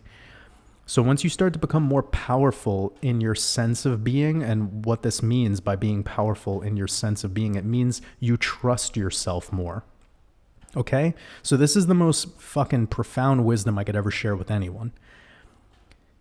With the concept of Shivambu, you're really trusting yourself as your own healer. Okay? If you already are going into this believing someone else is healthier than you, then you're demoting yourself and you're starting out in lack. You're basically setting yourself up for failure. And I know you're not doing this, NEO. I'm trying to share this deeper. I'm trying to add even more value because you sent the super chat. I really appreciate your continued support. It means the world to me. And these are always opportunities for me to build and be an architect off of these concepts and these ideas to share an even deeper wisdom. So again, this practice is by trusting in yourself. When you do a dry fast, you're trusting in yourself as the healer of thyself. You're not relying externally on these medicine men and shamans. And I'm not trying to shit on shamans or anything like that. They serve their purpose. But when we were in the most enlightened stage on this realm is when we all individually trusted ourselves as a connection or a extension of Source itself. I'll say that again. The time where this realm was at its highest point of consciousness is when on the individual level, each being had an inner knowing that they were an extension of Source itself. Replay that 10 times if you need to. So when you guys think of what a golden age is, if you want the golden age, that is what is required of the golden age. It happens internally first. It happens for you on an individual level first. That is when you enter paradise. You enter paradise when you have a sense of knowing and trust within you that you are literally an extension of Source. Therefore, you are the makeup on a etheric level, on a physical, on a cellular, whatever word you want to use, vibrational level, all of it is divine. All of it is coming from that shared unity consciousness. There is nothing separate about you and anything else. You just remember what you are in this process. So we spellcast ourselves every time that we see someone else is in a higher state of health than us, or someone is better than us, or this, that, or whatever. You want to start like rewiring the way that you perceive with your eyes, with your everything. This whole live stream was packed full of gems like that. Even when I was talking about what I was saying about Kanye, everything I was sharing there was breaking down some gems and some wisdom that's going to help a lot of people start to make better moves in their day-to-day. Whether that be with your interactions with other people, or the way you feel about yourself, or the way that you decide to use your time or invest your time, as I like to say, or whenever you're consuming content, you're protecting your prana in the process, but you're maximizing the value of the way you consume. You're literally turning lead into gold. Think about what I'm saying. Actually, don't even think. Feel what I'm saying.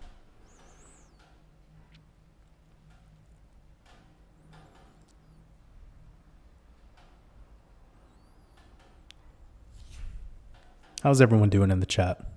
Got about 450 people up in here.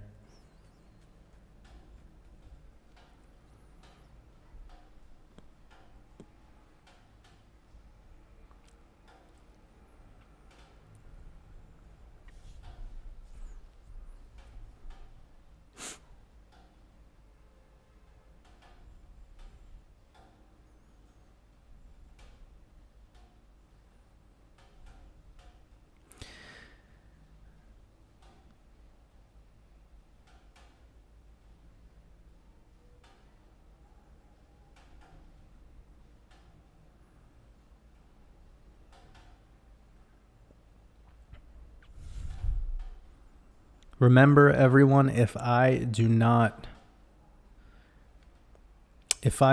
see the questions in capital, or it's not a super chat, or it's not from somebody that has a YouTube membership, it's really hard, and it'll make me miss comments. So at least put it in full caps so that I could read your questions.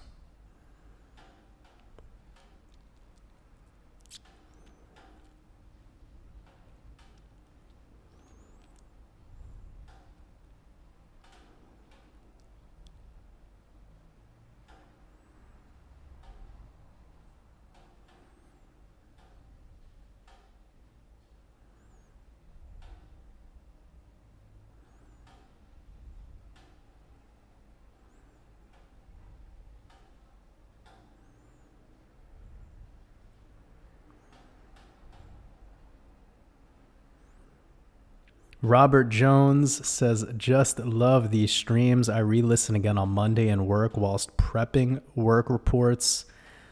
Our office has over 3,000 spaces, and I'd say only 50 turn up on a Monday. Well, it's really great that you re-listen to them. That really means a lot to me. Seriously, it means so much to me when I hear people re-listening to these later on.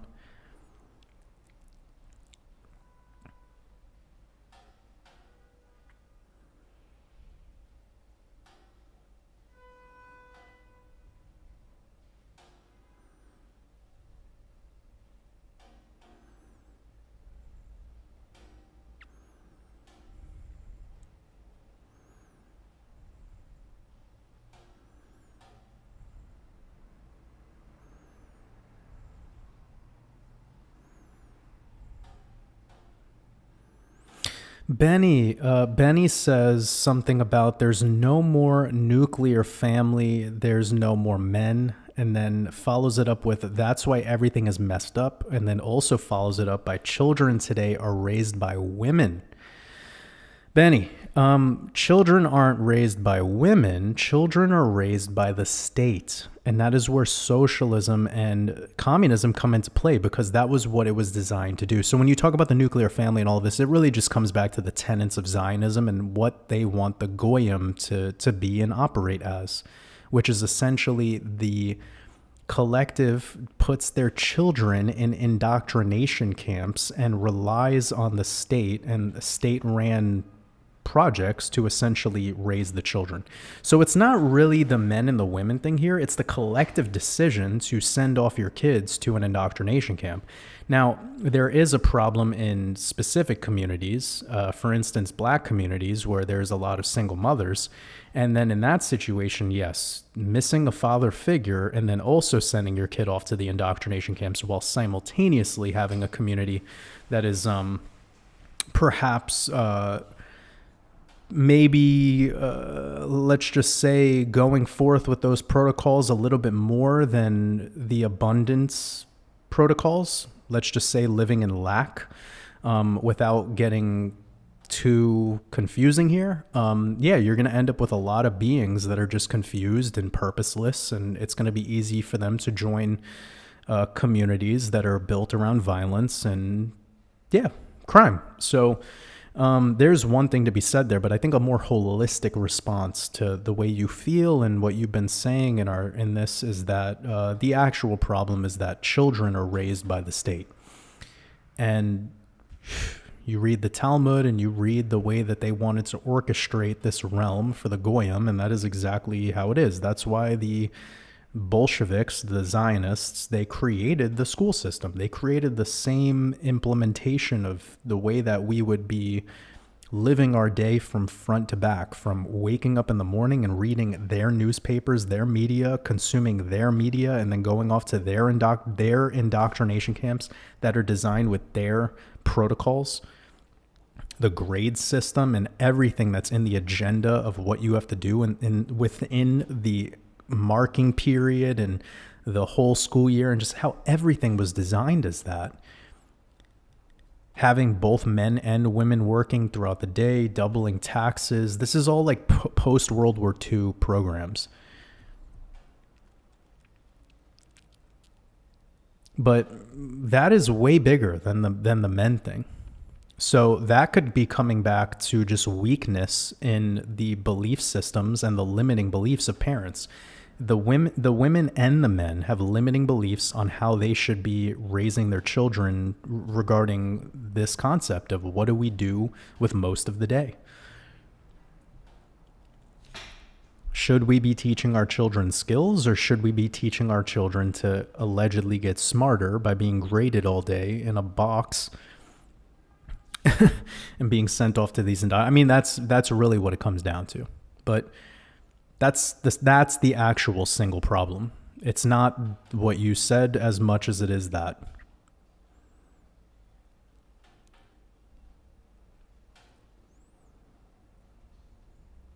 So you're speaking a little bit matter-of-factly, but I think you're missing out on a very big thing. And it also sounds like maybe you have a little bit of resentment, a little bit of something to get off your chest. So it's fine. You could do that here in the comments section, but you know, bring us your positive energy. Bring us your energy that's inviting people to have these open-minded discussions with you, so that people can enjoy the communication with you, rather than perhaps this energy that you've been receiving in reaction to the way that you've been talking in the chat. And I'm just saying this because I have love for you, and I really want you to expand.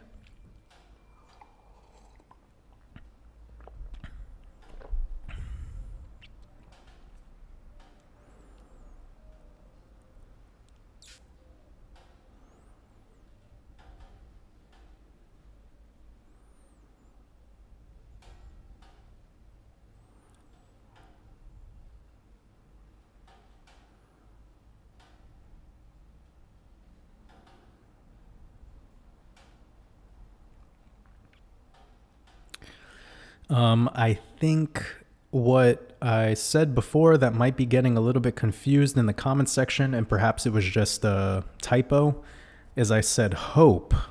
Hope is the rope, and that rope will eventually become a noose. That's what I said, just to clear that up.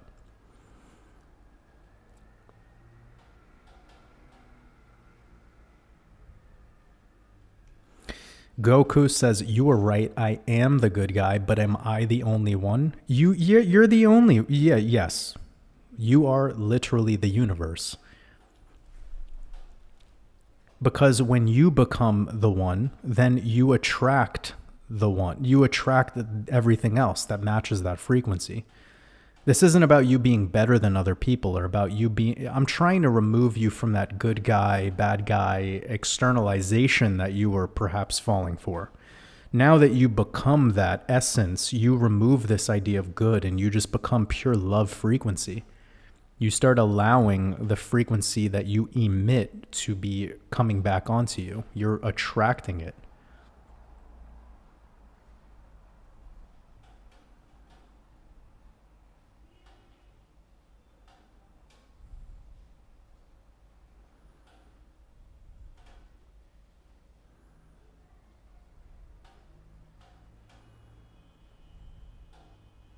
So I hope that clears things up.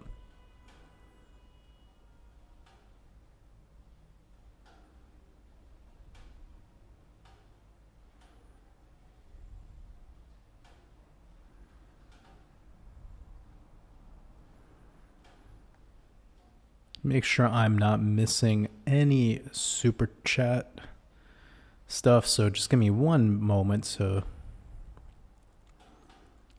sift through that.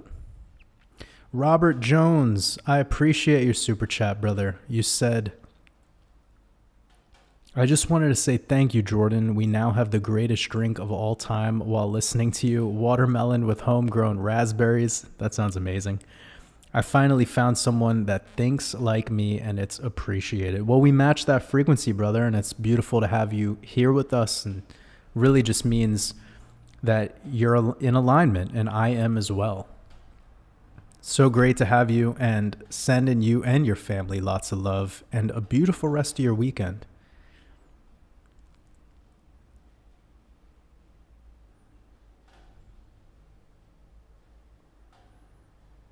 Really, really appreciate that. And I would love to have some watermelon and raspberry juice. That sounds insane. It sounds so good.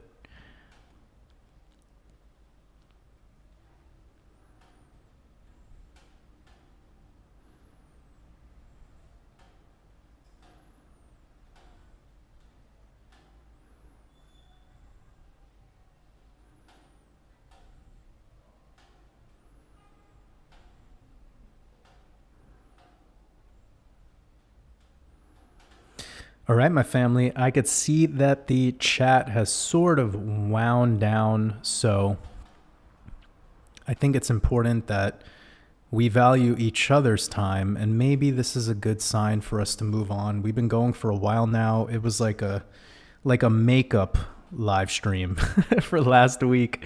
And, I think it was great. It was so great to be able to have the visuals going and to be able to surf through some things, share some lyrics to songs, even a little decoding session. And we shared a lot of videos and artists that you guys can go look into after the live stream. If you missed out on any of that, you could watch the playback. And as you are all aware, anyone who's a Patreon supporter or is a YouTube member, you get access to this entire live stream archive. So if you like watching these live streams, they are all saved in a library for those members. I believe we have about 70 live streams now and about 80 plus Red Pill podcasts. So anyone who joins the Patreon membership definitely gets a lot of value because it's the weekly Red Pill podcast and the live stream archive and the Discord. So anybody who's part of that, I'll be seeing you this weekend tomorrow in my newest Red Pill podcast that'll be dedicated to the lunar eclipse that's happening on this Monday. So it's perfect timing. I'm getting to make that podcast the day before the lunar eclipse, and it'll be in the setup for this upcoming market open. So I'll be having that ready before the Dow Jones opens up because I think that's very important to get that out there. Again, we didn't talk too much about crypto, or we talked a lot about finances today in just a very esoteric way, but in that podcast tomorrow, I'll be going deep into Bitcoin, cryptocurrency, maybe even touch on the Dow Jones and the indices a little bit, but all under the context of the lunar eclipse because I want to dedicate that podcast specifically to that. So again, I appreciate every single one of you. We're winding down with about 400 people with us. We had almost 600 people at one point. So I really am grateful and appreciate every single one of you. I think doing this on a Saturday at 1 p.m. was a great idea. We'll try it out next week and see how it goes moving forward. This will probably be a much better time for everyone to join in.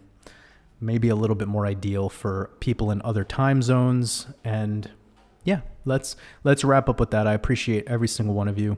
Wishing you all a beautiful rest of your weekend. Much love.